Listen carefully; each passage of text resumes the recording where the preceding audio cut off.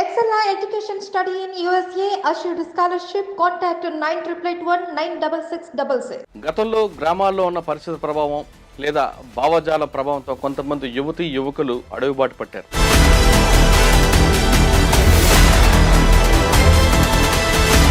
ఈ వారం మన గెస్ట్ గువ్వల మహేష్ అలియాస్ సుభాష్.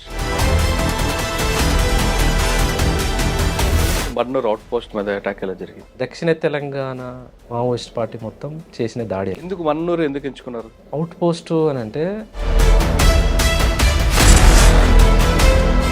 3 జిల్లాల వల్ల ఒక నెల పాటు ఫారెస్ట్లోనే ఉండి ఎదడు కట్టెలతోటి స్టేషన్ నిర్మాణం చేసి ఒక నెల మొత్తం రిహార్సల్ చేసినాం. ఎక్కడ ఏ టీము దాడి చేయాలి. కర్ణాటక పోలీసు వాళ్ళు వచ్చారు. ఇక్కడ వీళ్ళు దొరికిరు 11 మంది. వీళ్ళని వేసేద్దామని మాట్లాడుతూ అంచాల దగ్గర కూడా అంబుష్ చేస్తారు. అప్పుడు జన్మభూమి ప్రోగ్రామ్ ఏదో జరుగుతున్నది, దేవేందర్ గౌడ్ కోసం అనేది పెట్టింది, హోమ్ మినిస్టర్ కోసం. దాంతో కొట్టిరు. గువ్వల మహేష్ కోసం అప్పుడులో పోలీసులు మీ ఇంటికి వెళ్ళి మీ అమ్మగారికి నాన్నగారికి బట్టలు పెట్టడం, అది కూడా వినకపోతే ఇల్లు బ్లాస్ట్ చేయించారు. ఈ 2 సంఘటనలు తెలిసే ఎప్పుడైనా? ఉద్యమంలో లోపల ఉన్న వాళ్ళని బయటికి తీసుకురావడంలో భాగంగా దాన్ని ఎట్లా సమర్థిస్తాం? ఆర్టీసీ బస్సులు దగ్ధం చేయడం వెనుక ప్రజల ఆస్తే కదా. ప్రజల ఆస్తిని దగ్ధం చేస్తే మీరు ఎవరికి నష్టం చేస్తున్నట్లు? ఆ రోజులు ఉన్న పరిస్థితి ప్రకారంగా ప్రజలకే నష్టం, కానీ నేను చేసే పని కూడా ప్రజల కోసమే కదా అని ఆలోచన. బస్సులు దగ్ధం చేయడం వల్ల ఆ గ్రామాలకు బస్సులు వచ్చేవి. ప్రజలను ఇబ్బంది పెట్టింది వాస్తవం. కొన్ని గ్రామాలకు బస్సులు బంద్ చేసింది వాస్తవం. గవర్నమెంట్ ఇబ్బందులు అయినాయి. అంటే అయితే అడవులు ఉండాలి లేదా తన దగ్గర ఉండాలనేది నయం పాలసీ. అవును. మీకు పిలిచి ఏం చెప్పాడు అండి? సరెండర్ అయిన దగ్గర నుంచి ఏ అయితే ఆఫీసర్ ఉన్నాడో ఆ పనే తీసుకుపోయి వాళ్ళ కారు ఎక్కించింది. అవునా? అంతే కదా. ఎవరో ఒక ఆఫీసర్ అంటే మనిషిని ఒక గీత గీసి తను ముందే గీసుకున్న గీతలు దింపాలనే ప్రయత్నంగా మాట్లాడాడు. అయితే నన్ను చంపాలనే వచ్చినావు నువ్వు బయటకు. నేను బతకాలని బయటకు వచ్చినోని నిన్ను చంపాలని నేనెందుకు అనుకుంటా? ఇట్లా మాట్లాడతాను. Welcome to crime confessions. గతంలో గ్రామాల్లో ఉన్న పరిస్థితి ప్రభావం లేదా భావజాల ప్రభావంతో కొంతమంది యువతీ యువకులు అడుగుబాటు పట్టారు. అడవిలోకి వెళ్ళిన తర్వాత బడుగు బలహీన వర్గాల కోసం నిరంతరం కృషి చేస్తూ వాళ్ళకి అన్ని విధాలుగా ఆదుకున్నారు. వాళ్ళు రాజకీయ చైతన్యం కల్పించడం కాకుండా వాళ్ళకి ఆహార పదార్థాలు ఇవ్వడంతో పాటు రకరకాలుగా వాళ్ళకి చేదోడుగా ఉండేవారు. ఆ విధంగా అడవిలోకి వెళ్ళి కొన్ని సంవత్సరాలు ఉన్న తర్వాత పార్టీ యొక్క విధి విధానాలు నచ్చకో లేదా వ్యక్తిగత కారణాలతోనో తిరిగి జనజీవన శ్రమంతో కలిసిన వారిని పరిచయం చేసే కార్యక్రమాలు ఈ వారం మన గెస్ట్ గువ్వల మహేష్ అలియాస్ సుభాష్. గువ్వల మహేష్ అలియాస్ సుభాష్ అంటే రాచకోట దళంలో ఉండేవారు. ఆ టైంలో ఆయన చేసిన యాక్షన్స్కి పోలీసులకు పెద్ద తలనొప్పిగా ఉండేది. పోలీస్ స్టేషన్ మీద అటాకులతో పాటు రకరకాల యాక్షన్లో ఎక్కువగా ముందుండేవారు. యాక్షన్ టీంలో గువ్వల మహేష్ ఉన్నారంటే పోలీసులకు కొంచెం హడలు ఉండేది. ఆయన చేసిన యాక్షన్లు ఆ విధంగా ఉండేవి. అసలు మహేష్ ఎందుకు అడవిబాటు పట్టారు, వెళ్ళిన తర్వాత అనుకున్న లక్ష్యాన్ని సాధించారా లేదా అన్న అంశాలతో పాటు తిరిగి బయటకు వచ్చిన తర్వాత మిగతా కొంతమంది నక్సలట్లాగా దందాలు చేస్తున్నాడా తిరిగి లేదా జనజీవన కలిసిన తర్వాత సామాన్య జీవితాన్ని అనుభవిస్తున్న విషయాన్ని మహేష్ అని తెలుసుకుందాం. మహేష్ నమస్తే. నమస్తే. గువ్వల మహేష్ అలియాస్ సుభాష్ 2000 నుండి 2006 వరకు రాచకోట దళంలో అంటే సిటీ శివారులో ఏ యాక్షన్ జరిగినా ఫస్ట్ నీ పేరు వినిపించింది. అటు యాచారం పొల్యూషన్ అవ్వచ్చు, తర్వాత అక్కడ ఒక బీజేపీ నాయకు మీద అటాక్ అవ్వచ్చు, లేదు మహబూబ్నగర్లో మన్ననూరు పొల్యూషన్ మీద అటాక్ అవ్వచ్చు, లేదు చౌటప్పల్ దగ్గర రిలయన్స్ బంక్ మీద అటాక్ అవ్వచ్చు, ఒక ఎస్ఐ మీద దాడులు, ఇవన్నిట్లో కూడా పేరు వినిపించింది. కానీ ఎవరికి చిక్కకుండా యాక్షన్ చేయడం పారిపోవడం అనేది మీ యొక్క స్టైల్. అంటే ఇన్ని యాక్షన్ చేయడానికి పార్టీ యొక్క ఆదేశాల మేరకు చేయడం తప్ప వ్యక్తిగతంగా ఎవరికి కారణాలు ఉంటాం. మీరు వెళ్ళిన తర్వాత అక్కడ చేసిన కార్యక్రమాలు ఏంటి, ఏ లక్ష్యంతో అయితే పార్టీలోకి వెళ్ళారో ఆ లక్ష్యం నెరవేరిందా లేదా అనే ప్రశ్న సమాధానం చెప్పే ముందు ఒకసారి గువ్వల మహేష్ కుటుంబ నేపథ్యం చెప్పండి. మాది రంగారెడ్డి జిల్లా ఇబ్రహీంపట్నం రాయపూల్ గ్రామం. మేము అంటే పేద కుటుంబమే. మేము 3 అన్నదమ్ములం. నేను 2వ ఆయనని, మాకు ఒక అక్క. నేను రాయపూర్లోనే 10th వరకు చదివిన. 10th అయిపోగానే 2000 లాస్ట్ మూమెంట్లో వెళ్ళిపోయాను. ఎందుకు అంత ప్రభావం ఏం చేసింది? ప్రభావం అంటే మా ఊరికి వచ్చేసి రాచకొండ దళానికి ఒక 5-6 కిలోమీటర్ల డిస్టెన్స్ దూరం అంతే. మైదాన ప్రాంతమే మా ఊరు అయినా కూతవేడు దూరమే రాచకొండ కాబట్టి ఎప్పటి నుంచో అంటే 80ల ప్రాంతం నుంచి రాచకొండ దళ మూమెంట్ ఇదంతా నడుస్తున్నది. ఆ ప్రభావం మా ఊరి మీద ఉన్నది. అట్లే మాతో పాటు మా ఇంటి పక్కన ఇల్లు కానీ, ఇంకో ఇల్లు కానీ, ఇంకా మా చుట్టాలు, తెలిసిన వాళ్ళు వీళ్ళందరి దగ్గరికి దళం వచ్చిపోతుండే. అట్లా పరిచయం ఉంది. అందులో భాగంగా మా బావ ఆరుట్లైన ఒక అతను ఉండే, మా సొంత రిలేటివ్ బాబాయ్ చిత్తపురం అశోక్ అని, అశోక్ అలియాస్ పాండు, మననూరు దాడిలో చనిపోయాడు తాను. ఆయన ఆర్ఎస్యు ఉండి 7th నుంచే ఆర్ఎస్యు పరిచయాలు మాకున్నాయి. అట్లా ఇట్లా లింకప్ అయ్యి అట్లా వెళ్ళిపోయింది. అండ్ ఫస్ట్లో మీరు దళంకి వెళ్ళినప్పుడు మీకు బాధ్యులు ఎవరు? ప్రభాకర్ కమాండరు. ప్రభాకర్ అంటే అది మన భవనం శ్రీనివాసరెడ్డి. అచ్చా. మీరు వెళ్ళేసరికి దళంలో అంటే తెలంగాణ వైపు రాచకొండ దళం అనేది బాగా యాక్టివ్ ఉండేది. పార్టీల ప్రభావం ఎలాగుండేది అప్పుడు? అంటే పరిస్థితులు ఏ విధంగా ఉండేవి? మీరు వెళ్ళి తీసుకున్న మీరు ఎక్కడైతే ఏ దళ ప్రభావం ఉందో ఆ గ్రామాల పరిస్థితి ఎలాగుండేది? అప్పుడు పరిస్థితులు అంటే ఒక అంటే రకంగా భూస్వామ్య వ్యవస్థ ఉండేదా? కొంత మార్పు అంటే ఇప్పటితో పోల్చుకోలేం, కానీ అప్పుడున్న పరిస్థితులు నక్సలిజానికి కానీ తిరుగుబాటుకు కానీ అనుకూలంగానే ఉన్నాయి. రాచకొండ ప్రాంతం అంటే ఎక్కడ పేరినా అమ్మో అట్లా అన్నట్టు ఉండేది. అంటే పార్టీలు ఎలాగుండేదండి అప్పుడు? పార్టీ కూడా బాగానే ఉంది, విస్తృతంగానే ఉండేది. ఎక్కడ ఏ గ్రామానికి పోయినా ఆదరణ ఉండేది, రిక్రూట్మెంట్ అట్లే ఉండేటివి, ప్రజా సమస్యలు ఎట్లా వచ్చి చెప్పుకునేటోళ్ళు, ఏ గ్రామానికి పోయినా విస్తృతంగా కలిసేవాళ్ళు. మీరు పార్టీలు వెళ్ళేసరికి ప్రజల సమస్య మీద ఎక్కువగా దేని మీద ఫోకస్ అంటే కరువుదాళ్ళు జరిగాయి, భూ పంపిణీ జరిగింది, ఈ రెండింటిలో దేనికి ఎక్కువగా ప్రాధాన్యత ఇచ్చేవారు అప్పుడు? అంటే నేను రిక్రూట్ అయ్యే నాటికి కరువు దాడులు చేసినాం, కానీ భూ పంపిణీ అనేది అప్పటికే ఆగిపోయింది. 2000 కంటే ముందు భూ పంపిణీ ఉంది, కానీ 2000 తర్వాత అసలు భూ పంపిణీ అనేటివి లేవు. అంటే ఆర్థికమైన పోరాటాల వైపు ప్రజల్ని మొగ్గు చూపొద్దు అనేది ఒక తీర్మానం ఒకటి ఉన్నది పార్టీది. అట్లా భూ పోరాటాలు తీసుకోలేదు. ఎందుకంటే భూ పోరాటాలు తీసుకున్నా అవి ప్రజల చేతిలో నిలబడట్లేదు అనేది రాష్ట్ర వ్యాప్తంగా సమీక్ష చేసి పార్టీ అటువైపు పోవద్దు అనేది. అచ్చా. అంటే భూమి పంచుతాం కానీ వాళ్ళకి పట్టాలు ఇవ్వలేం కదా మనం. అవును. మళ్ళీ యథావిధిగా వాళ్ళకే వస్తున్నది. అవును. అట్లా అని చెప్పి భూ పోరాటాలు అంటే కరువుదాళ్ళకి మాత్రం ప్రాధాన్యత ఇచ్చిందా? అంటే ఆ రోజు ఉన్న పరిస్థితులు కరువు అనేది ప్రజల్ని ఆకలితో ఉంచలేం కదా. ఒక దగ్గర టన్నుల కొద్దీ రైస్ మిల్లర్లు ఉండేటిది, దొరల దగ్గర ఉండేటిది, పెత్తందారుల దగ్గర ఉన్నాయి కాబట్టి ప్రజలకు తక్షణంగా మనం అందించాల్సింది. ఆ విధంగా మంతన్ గౌరెల్లి కాదు మొండి గౌరెల్లిలా కరువు దాడి చేసి బియ్యము. మీరు టైంలో మొండి గౌరెల్లి, ఆరుట్ల, అవును ఈ రెండిట్లో చాలా పెద్ద కరువు దాడి జరిగింది. అవును. ఒకసారి వాటిని రివీల్ చేయండి. చింతపట్ల విలేజ్, మొండి గౌరెల్లి ఈ 2 గ్రామాల మధ్యన ఒక్కడే డీలర్ ఉండేది. అప్పుడు గవర్నమెంట్ పనికి ఉపాధి పథకం కింద బియ్యం పంపిణీ జరిగేది. పనికాహార పథకం కింద బియ్యం పంపిణీ జరిగేది. అది సక్రమంగా పంచుతలేరు, జరుగుతలేవు, ఇక అక్రమాలు జరిగి బయట అమ్ముకుంటున్నారు అనేది మనకు వార్త ఉంది. ఇట్లా కాదు మరి కరువు దాడికి సిద్ధపడదామా అనేసి ఒక వారం 10 రోజుల నుంచి ఆ గ్రామాల ప్రజలందరినీ కలిసి ఆ గ్రామాలలో ఉన్న సంఘాలతోని సమాచారం తీసుకొని అందరూ పార్టిసిపేట్ చేయాలి, మరి చేద్దామనంటే చేద్దామని ఒక నిర్ణయానికి వచ్చి దాడి చేసాం. దాడి చేసి బియ్యాన్ని ట్రాక్టర్ జరిగింది. ఇది నైటే, సాయంత్రం పూట 7 గంటలకు 8 గంటలకు ఊర్లోకి వచ్చేసి 2 గ్రామాల వాళ్ళని తీసుకొచ్చి మీరు తీసుకెళ్ళిపోండి, ఎవరి కాలు తీసుకుపోయారు అంటే ఎవరి కాలు తీసుకుపోయారు కానీ ఎవరంతలో వాళ్ళు సంతులు తీసుకుపోయి గౌరీల కాడ ఏం జరిగిందంటే వాళ్ళు ఒక బండ మీద ఊరు బయట పోసి పంచుకున్నారు. అది అప్పటికే లీక్ అయిపోయింది. తెల్లారి డిపార్ట్మెంట్ వచ్చారు, కేసులు అయినాయి, అదంతా జరిగింది. ఎవరెవరైతే కేసుల పాలయ్యారో మళ్ళీ వాళ్ళందరినీ కూడా విడిపించినాం. మీరు పార్టీలు వెళ్ళేసరికి మీకు తుపాకీ మీద అవగాహన లేదు, కానీ పార్టీలకు వెళ్ళాక తుపాకీ పట్టుకొని ఎక్కడ ట్రైనింగ్ తీసుకున్నారు? గుట్టల్లోనే, రాజకొండ గుట్టలో, ఫారెస్ట్లోనే. ఎవరికైనా రిక్రూట్ అయిన వాళ్ళు ఎవరికైనా పార్టీ రోజువారీగా శిక్షణ ఉంటుంది. 3 నెలలకో 6 నెలలకో మిలిటరీ క్యాంప్ ఉంటుంది, పొలిటికల్ క్యాంప్ ఉంటుంది. పొలిటికల్ క్యాంపులో పొలిటికల్ శిక్షణ ఇస్తారు, మిలిటరీ క్యాంపులో మిలిటరీ శిక్షణ ఇస్తారు. ఈ రెండింటిలో దేనికి ఎక్కువగా మీరు ఇంట్రెస్ట్ చూపించేవారు? రాజకీయ వైపు వెళ్ళేవారా, లేదు తుపాకీ పట్టుకొని వెళ్ళాలనుకున్నారు? అంటే నేను ఇంట్రెస్ట్ చూపిస్తాం అనేది ఏముండదు. పార్టీ ఆదేశం ఏదైతే చేయమంటారో దానికి వెళ్ళాల్సిందే ఎవరమైనా. నేను ప్రస్తుతానికి రాచకొండ ప్రాంతం, నేను ఇక్కడనే పనిచేస్తా అంటే కుదరదు. పార్టీ నిర్ణయానుసారం నువ్వు వేరే రాష్ట్రం పోవాలన్నా పోవాలి, వేరే జిల్లాకు వెళ్ళాలన్నా వెళ్ళాలి. అంటే రాజకీయము మిలిటరీ 2 మిళితమై పొలిటికల్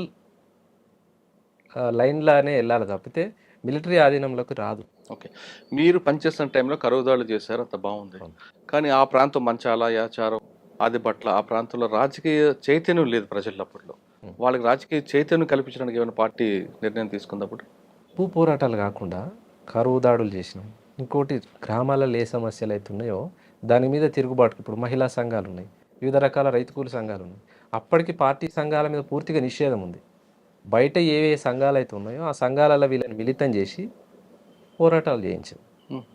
రైతులతో. కానీ చిన్నపిల్లల్ని పార్టీలో పిలవడం పట్ల, బాల సంఘం పెట్టడం పట్ల కొంత విమర్శలు వచ్చాయి. దాని పార్టీ ఎప్పుడు బాలల సంఘం పెట్టిరు కానీ బాలలను రిక్రూట్ చేసుకోవడం అనేది జరగలే. ఎక్కడో ఒక చోట జరగవచ్చు, పూర్తిగా జరగలేదని అనను.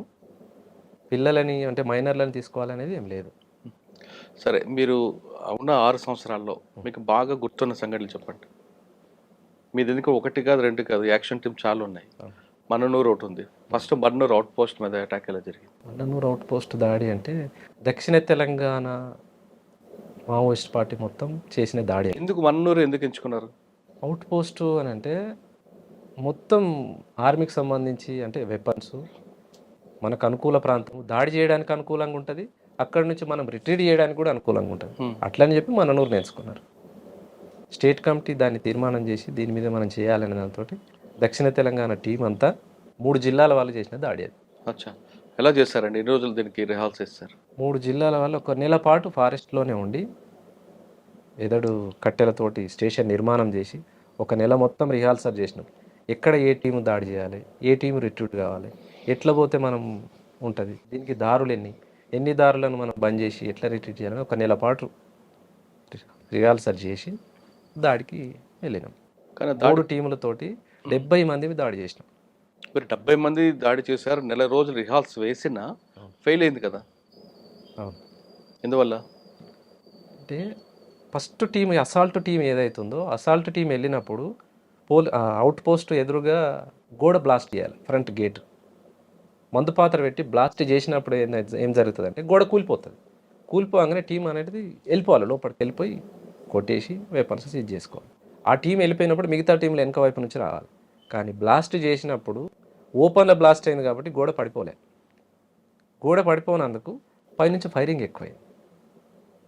అట్లా కొంత లోపలికి వెళ్ళిన తర్వాత ఎస్ఐ కనిపిస్తుంటారు మీకు.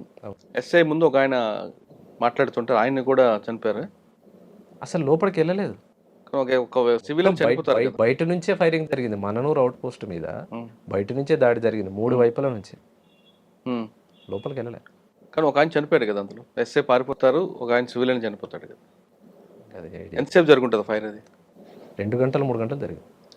2-3 గంటలు అయింది ఫైర్. మళ్ళీ మీరు రిట్రీట్ ఎక్కడ కలుసుకున్నారు వీళ్ళందరూ?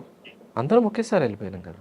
అయితే ఈ దాడి కంటే ముందు అచ్చంపేట నుంచి వచ్చిన రోడ్డు అది ఆపేసినాం, శ్రీశైలం నుంచి వచ్చిన రోడ్డు అక్కడ ఆపేసినాం, అమరాబాద్ పోలీస్ స్టేషన్కి ఒక టీం వెళ్ళిపోయింది, మళ్ళీ పోతే అచ్చంపేట పోలీస్ స్టేషన్కి ఒక టీం వెళ్ళిపోయింది. అంటే ఆ పోలీస్ స్టేషన్లో ఫోర్స్ కూడా ఈ మన్ననూరు దగ్గరికి రావద్దని చెప్పేసి మా మీదనే దాడి జరుగుతుందని వాళ్ళు అక్కడే ఆగిపోవాలి, ఈ టీం ఇక్కడ ఆగిపోవాలి, ఈ టీం ఇక్కడ ఆగిపోవాలి. అట్లా హైవేని కూడా దిగ్బంధం చేసి 70 మందితో దాడి చేసినాం. ఆ దాడిలో అశోక్ అనే కామ్రేడ్, ఇందాక నేను మా బాబాయ్ అని చెప్పి, తను అమరుడైన గొంతులో తూటపడ్డది తనకి. ఆయనకి లోపట సైన్యం అంటే ఆర్మీ శిక్షణ అనేది తక్కువ ఉంది. అంటే బయట సంఘాలలో పనిచేసిండు కానీ మిలిటరీ అనుభవం లేదు. ఆ దాడిలో ఉంటా అన్నాడు, సరే ఉంచాం. ఇంకో కామ్రేడ్కి కాలుకు తూటపడ్డది, ఇంకో కామ్రేడ్కి తొడకు తూటపడ్డది, 2 గాయాలైనవి. అశోక్ అమరుడైండు. అట్లా రిట్రీట్ అయినాం. అంటే అశోక్ అనే వ్యక్తి కామ్రేడ్ చనిపోయారు అక్కడ. అశోక్ అనే కామ్రేడ్ చనిపోయాడు, స్వామికి తొడల తూటపడ్డది. ఇంకా ఆనంద్ అని ఇంకో కామ్రేడ్ ఉండే, తనకేమో కాలు పాదానికి తూటపడ్డది. ఎంతమంది పాల్గొన్నారు? 70 మందిలో ఎవరో ప్రధానంగా ఉన్నారండి అందులో? సాంబశివుడు కూడా టీంకు మొత్తానికి సాంబశివుడు కమాండర్. డిప్యూటీగా రవి నల్గొండ జిల్లా సెక్రటరీ ఉండే. ఎవరు? నల్గొండ జిల్లా సెక్రటరీ రవి. తను డిప్యూటీ కమాండర్గా ఉండే. అట్లా వీళ్ళిద్దరితో పాటు టీంకి ఒక కమాండర్ ఉంటాడు. 3 టీంలు కాబట్టి 3 టీంలు, 3 టీంలు. మీదేంటి? టీం మెంబర్గా ఉన్నా అంతేనే. కానీ మీరు వెళ్ళారు, ఇంత సక్సెస్ అయ్యారా? తుపాకులు తీసుకుని ఏమన్నా? కాలేదు కదా, దాడి ఫెయిల్ అయింది, వెపన్స్ ఏం రాలేదు. తర్వాత దీని మీద సమీక్ష జరుపుకున్నారా? జరిగింది. దీని సమీక్షలు ఏమొచ్చింది ఇన్పుట్ మీకు? అయితే ఈ దాడి జరుగుతున్నప్పుడే శ్రీశైలం నుంచి వచ్చిన హైవేను ఆపేసినాం కదా, కర్ణాటక పోలీసు వాళ్ళు వచ్చారు.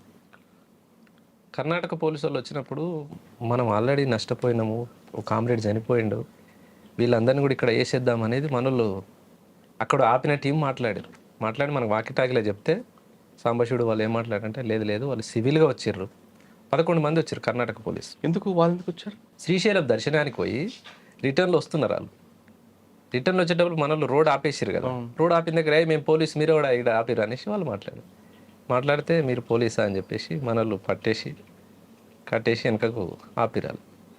మనది అది ఎట్లయినా ఫెయిల్ అయింది కదా, మరి ఇక్కడ వీళ్ళు దొరికిరు 11 మంది, వీళ్ళని వేసేద్దామని మాట్లాడితే వద్దు తప్పు, మనం అట్లా చేయొద్దు, దాడికి పోయిన దగ్గర ఏమైనా జరగవచ్చు కానీ వాళ్ళు సివిల్గా దొరికిరు మనకు తప్ప అని చెప్పి వాళ్ళను అట్లా అక్కడ ఉంచేసి గ్రేటే కదా. వదిలేసిన, ఏం చేయలేదు వాళ్ళు.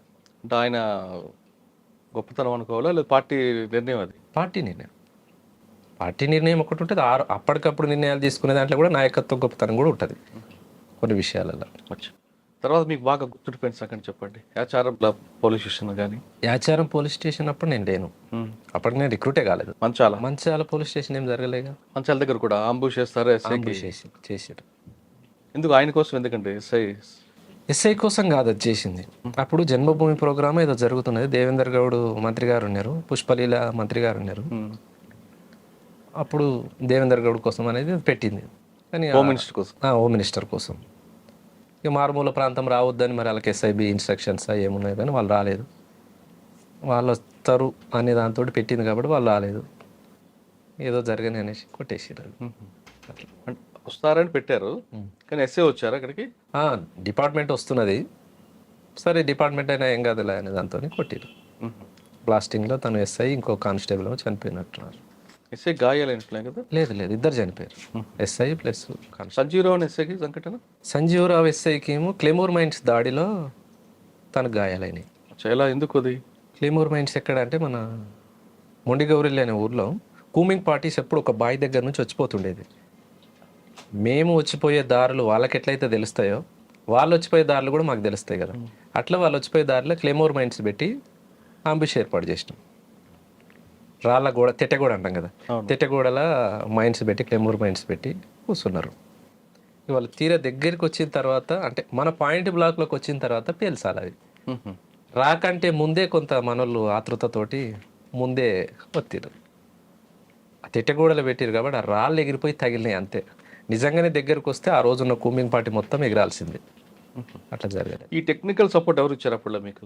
శిక్షణ ఉంటుంది కదా, మిలిటరీ శిక్షణలో. ఓకే, క్లెమోర్ మైన్స్ వాడడం, అది కూడా క్లెమోర్స్ కానీ గ్రెనేడ్స్ కానీ అన్ని రకాల వెపన్స్. అంటే మీరు చేసిన అన్ని యాక్షన్లో బాగా టఫ్ వచ్చిన యాక్షన్ చెప్పండి, బాగా కష్టపడ్డాం దీంట్లో అని. టఫ్ అని అంటే ఇక మననూరే అందరం కష్టపడ్డాం కానీ ఫెయిల్ అయింది. 1 నెల పాటు కష్టపడి 3 జిల్లాల టీం అంతా అంటే ఫెయిల్ అయింది ఏంటంటే మనం దాడికి వెళ్తాం, దాడిలో వాళ్ళు చేస్తారా మనం చేస్తామా ఇక అది చెప్పలేము. సరే వెళ్ళారు, ప్రజల కోసం పోరాటం చేశారు. అప్పుడు ఇప్పటికైనా మీకు అమ్మా నాన్న గుర్తు రాలేదా? వస్తారు కదా, అమ్మ నాన్నని మర్చిపోం కదా. పిలిపించుకున్నారా మీరు? వెళ్ళారా? ఎప్పుడు పిలిపించుకోలేదు. కానీ మీకోసం పోలీసులు మీ ఇంటికి వెళ్ళి తలుపులు కొట్టారు కదా, తెలుసా? ఒక్కసారి కదా, 100 సార్లు. మరి అప్పుడు మీకు బాధ అనిపించలేదా? నక్సలైట్లలో పోయిన ప్రతి కుటుంబము బాధలు పడ్డోళ్ళే, అంత ఆషామాషిగా ఏముండదు. ఎక్కడ ఏం జరిగినా కుటుంబాన్ని తీసుకుపోవడం, ఎక్కడో జరిగితే ఇగో మీ పిల్లలు చనిపోయినరు, మీ కొడుకు చనిపోయిండు, ఇగో మీకు ఇది ఇస్తాం రండి, మీకు అది ఇస్తాం రండి. గుబ్బల మహేష్ కోసం అప్పుడులో పోలీసులు ముందు భయపెట్టడం, తర్వాత బెదిరించడం కాకుండా బుజ్జగించడం కూడా చేసేవారు. మీ ఇంటికి వెళ్ళి మీ అమ్మగారికి నాన్నగారికి బట్టలు పెట్టడం కార్యక్రమం పెట్టారు, అది కూడా వినకపోతే ఇల్లు బ్లాస్ట్ చేయించారు. ఈ 2 సంఘటనలు తెలిసే ఎప్పుడైనా? ఇల్లు బ్లాస్ట్ ఏం జరగలే కానీ కొట్టడం జరిగింది. మా తమ్ముడిని అంటే ఇల్లు మీ అమ్మగారిని అందరిని కొట్టారు, ఇల్లు కూలుస్తామని చెప్పారు, అది కూడా వినకపోతే బట్టలు ఇచ్చి కూడా మంచి చేసుకుందాం చూసారు. ఈ 2 సంఘటనలు మీకు నోటీస్కి వచ్చినాయి.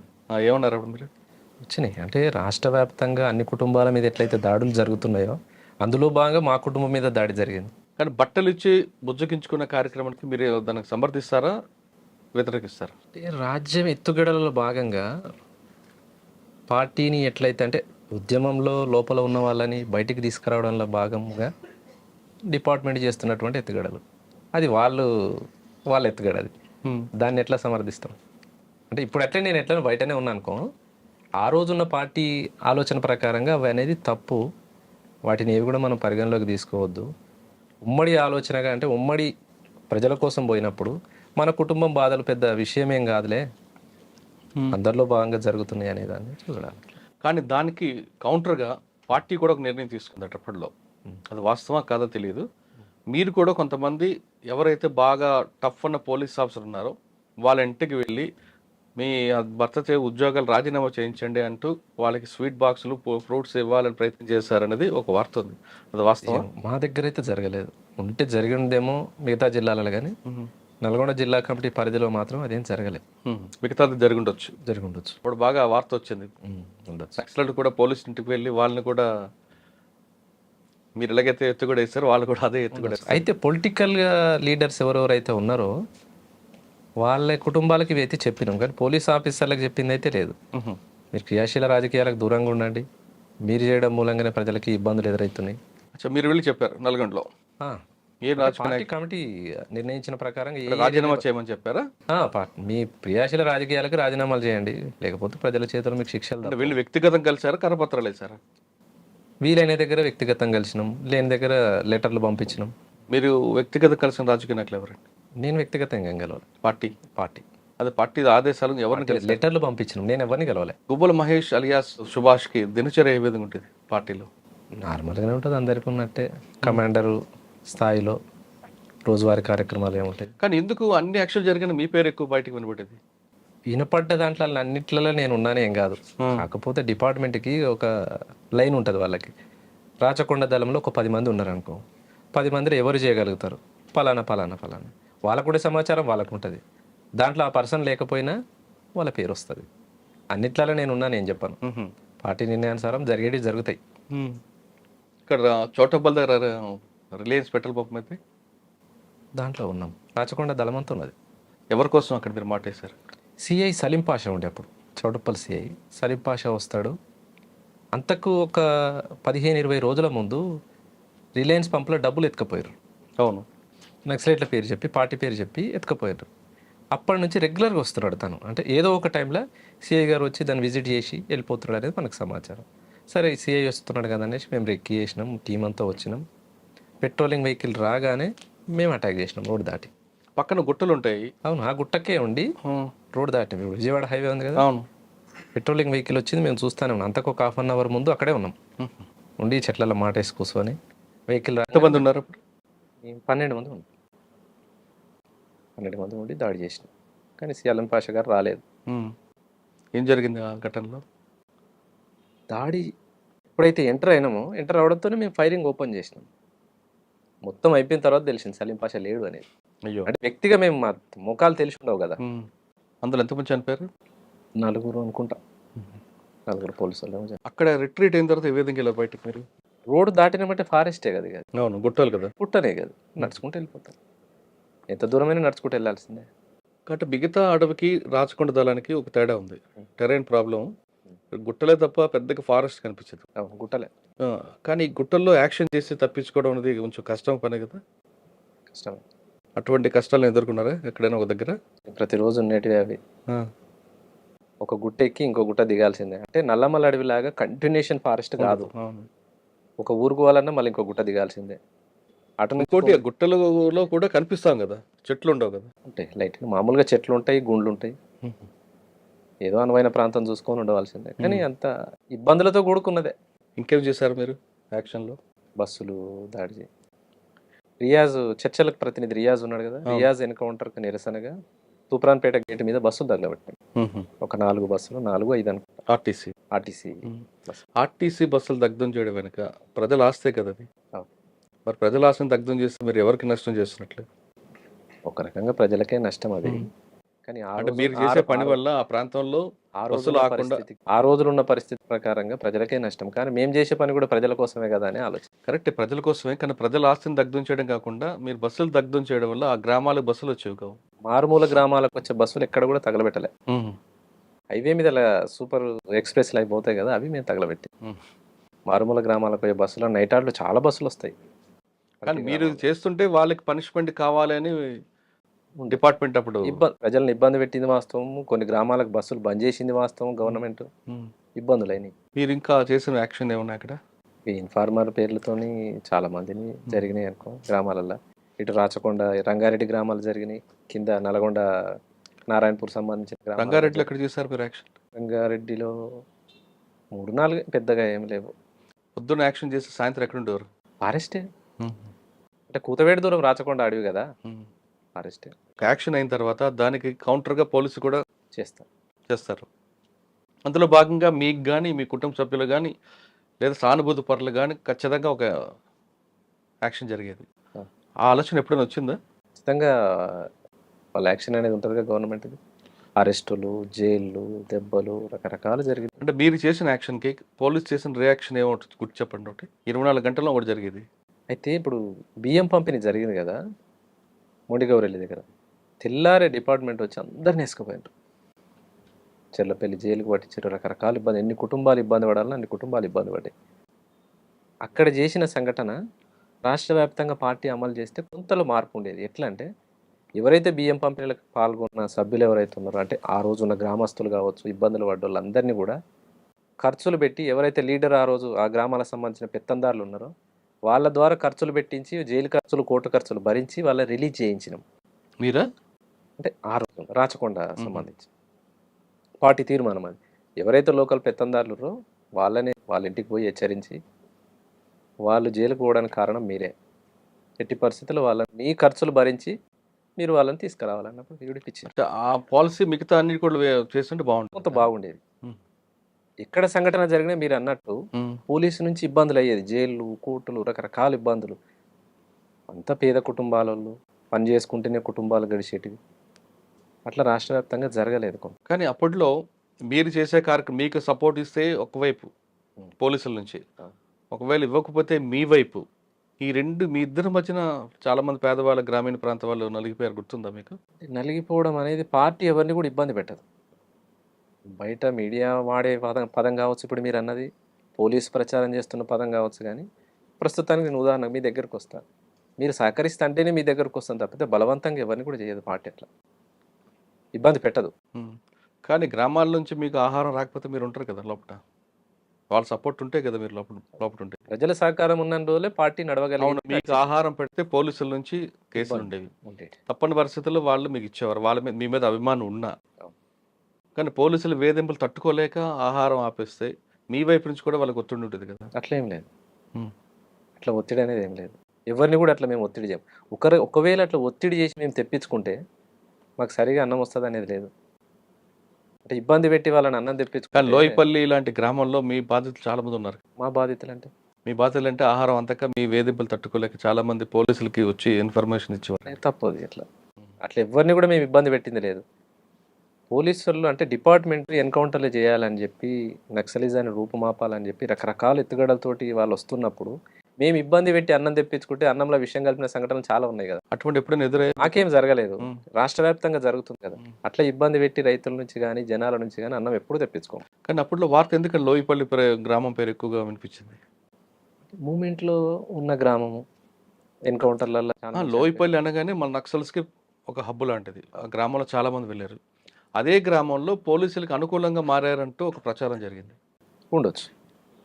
ఇప్పుడు ఒక అనువైన ప్రాంతం, ఇప్పుడు లోయపల్లె ఉదాహరణ మీరే చెప్పారు. ఆ ఊరంతా మాకు ఉంటుందని నేను చెప్పలేను. పూర్తి మా ఆధీనంలో ఉంటుందని చెప్పలేను. వాళ్ళకున్న సంబంధాలు వాళ్ళకుంటాయి, మాకుండే సంబంధాలు మాకుంటాయి. అదే లోయపల్లి నుంచి బూడిద అనురాధ అని ఒక కాంప్రేడ్ ఉన్నారు. ఎప్పుడైనా ఎదురుపడ్డారా? కలిసి పనిచేస్తారు. మా టీం మెంబరేగా, మా దళమే, ఇద్దరం దళ సభ్యులం. ఇద్దరు కలిసి ఎక్కడ పనిచేశారు? రాచకొండ దళంలోనే పనిచేసినాం. 2003 దాకా తను రాచకొండలోనే ఉంది. 2003 తర్వాత ఆమె నల్లమలకు షిఫ్ట్ అయింది. అక్కడ నుంచి మెదక్ షిఫ్ట్ అయింది. మీ ఇద్దరు కలిసి చేయలేదు యాక్షన్? ఇక్కడ దేవలమ్మ నాగారంలో ఇన్ఫార్మర్ జరిగిన దాంట్లో ఒకరిద్దరు ఇన్ఫార్మర్లను శిక్షించిన దాంట్లో ఉన్నాం. కానీ ఆమె పేరు మీ పేరు ఎందుకంటే ఎక్కువ అనిపించేది అప్పట్లో? యాక్షన్ జరిగిందంటే అదే ఇందాక నేను అన్నట్టు ఒక టీంలో ఎంతమంది ఉన్నారు, వాళ్ళ ఎవరెవరైతే చేయగలుగుతారనే డిపార్ట్మెంట్కి ఉన్న నాలెడ్జ్ ప్రకారం వాళ్ళు బయటకు రిలీజ్ చేసేది.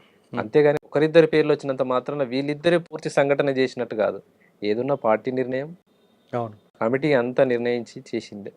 వ్యక్తిగా నలుగురు కలిసి చేసిందే కానీ ఒకరు ఆధీనం కాదు. ఓకే. మీ దళంలో మీకు సమకాలికులు ఎవరు? మొత్తం నేను రాచకొండలనే ఉన్నది ఏం లేదు. 2001లో రిక్రూట్ అయిన తర్వాత ఒక 3 నెలలు ఇక్కడ ఉన్న తర్వాత కృష్ణపట్టి దళంకి వెళ్ళిపోయాను. అక్కడ 2002 వరకు ఉన్నాను. 2002 తర్వాత అక్కడ ఉన్నాక మళ్ళీ 2003కు మళ్ళీ రాచకొండకి షిఫ్ట్ చేసి. రాచకొండలో కానీ కృష్ణపట్టలో కానీ మీకు సమకాలికులు ఎవరు ఉన్నారా? ఆల్మోస్ట్ అందరు సమకాలికులు. అంటే ఏరియా కమిటీ ఉంటుంది, ఏరియా కమిటీ మెంబర్స్ ఉంటారు, వాళ్ళపైన ఏరియా సెక్రటరీ ఉంటాడు. ఏరియా కమిటీ మెంబర్స్ అందరూ కూడా సమకాలికులే. కానీ యాక్షన్లో మీతో పోటీ పడే వాళ్ళు ఎవరు ఉన్నారు? ఎవరికి చెప్పిన పని వాళ్ళు చేసేటోళ్ళు. ఆల్మోస్ట్ ఒక 2 పేరు చెప్పండి. మల్లేష్ ఉండే, మల్లేష్ బాగానే ఉండేది. ఇంకా ఇంకొక మల్లేష్ ఉండే. ఓకే. అంటే మీ దళంలో సాంబశివుడు సాంబశివుడు యొక్క రాజకీయ ఉపన్యాసాలు ఎలాగుంటాయి, ఆయన మోటివేషన్ ఎలాగుంటాయి? బాగుండేది. అంటే తను ఒక 15-14 సంవత్సరాల ఉద్యమ అనుభవము, పొలిటికల్గా బాగానే ఉండేది, మిలిటరీ కూడా బాగానే ఉండేది. తను దాడులలో ఉన్నాడు, మన టీంలో ఉన్నాడంటే ఉన్న క్యాడర్కి అంతా కూడా కొంత మోరల్ సపోర్ట్ అనేది ఉండే. పెద్ద పెద్ద నాయకుడు మనతో పాటు ఉన్నాడు, ఏం కాదులే, మనం తక్కువ మంది ఉన్నా కొట్టగలుగుతాంలే అనే ధీమా అనేది ఉంటుంది. ఒక state secretary, state committee member మనతో పాటు ఉన్నాడు అంటే ఉంటుంది. కానీ యాక్షన్ చాలా ఫాస్ట్గా, నిర్ణయం కూడా చాలా ఫాస్ట్గా ఉంటాయి కదా ఉంటాయి. కానీ పార్టీలో అంత వేగంగా నిర్ణయం తీసుకోవడం కూడా పార్టీ ఒప్పుకోదు కదా, ఆలోచించి నిర్ణయం తీసుకోవాలి కదా. అంటే దీంట్లో ఏంటంటే ఏదైనా కమిటీ తీర్మానం అనేది ఒక వ్యక్తిగా వచ్చేది కాదు. ఒక జిల్లా సెక్రటరీ ఉండని, స్టేట్ సెక్రటరీ ఉండని ఫాస్ట్గా వస్తాయి, తను ఒక్కడే తీసుకోగలుగుతాడు అనేది ప్రచారం. అంటే ఆ వ్యక్తి పాత్ర లేదని నేను అనను. ఏదైనా వ్యక్తి పాత్ర ఉంటుంది, అందులో భాగంగా కమిటీ పాత్ర కూడా ఉంటుంది.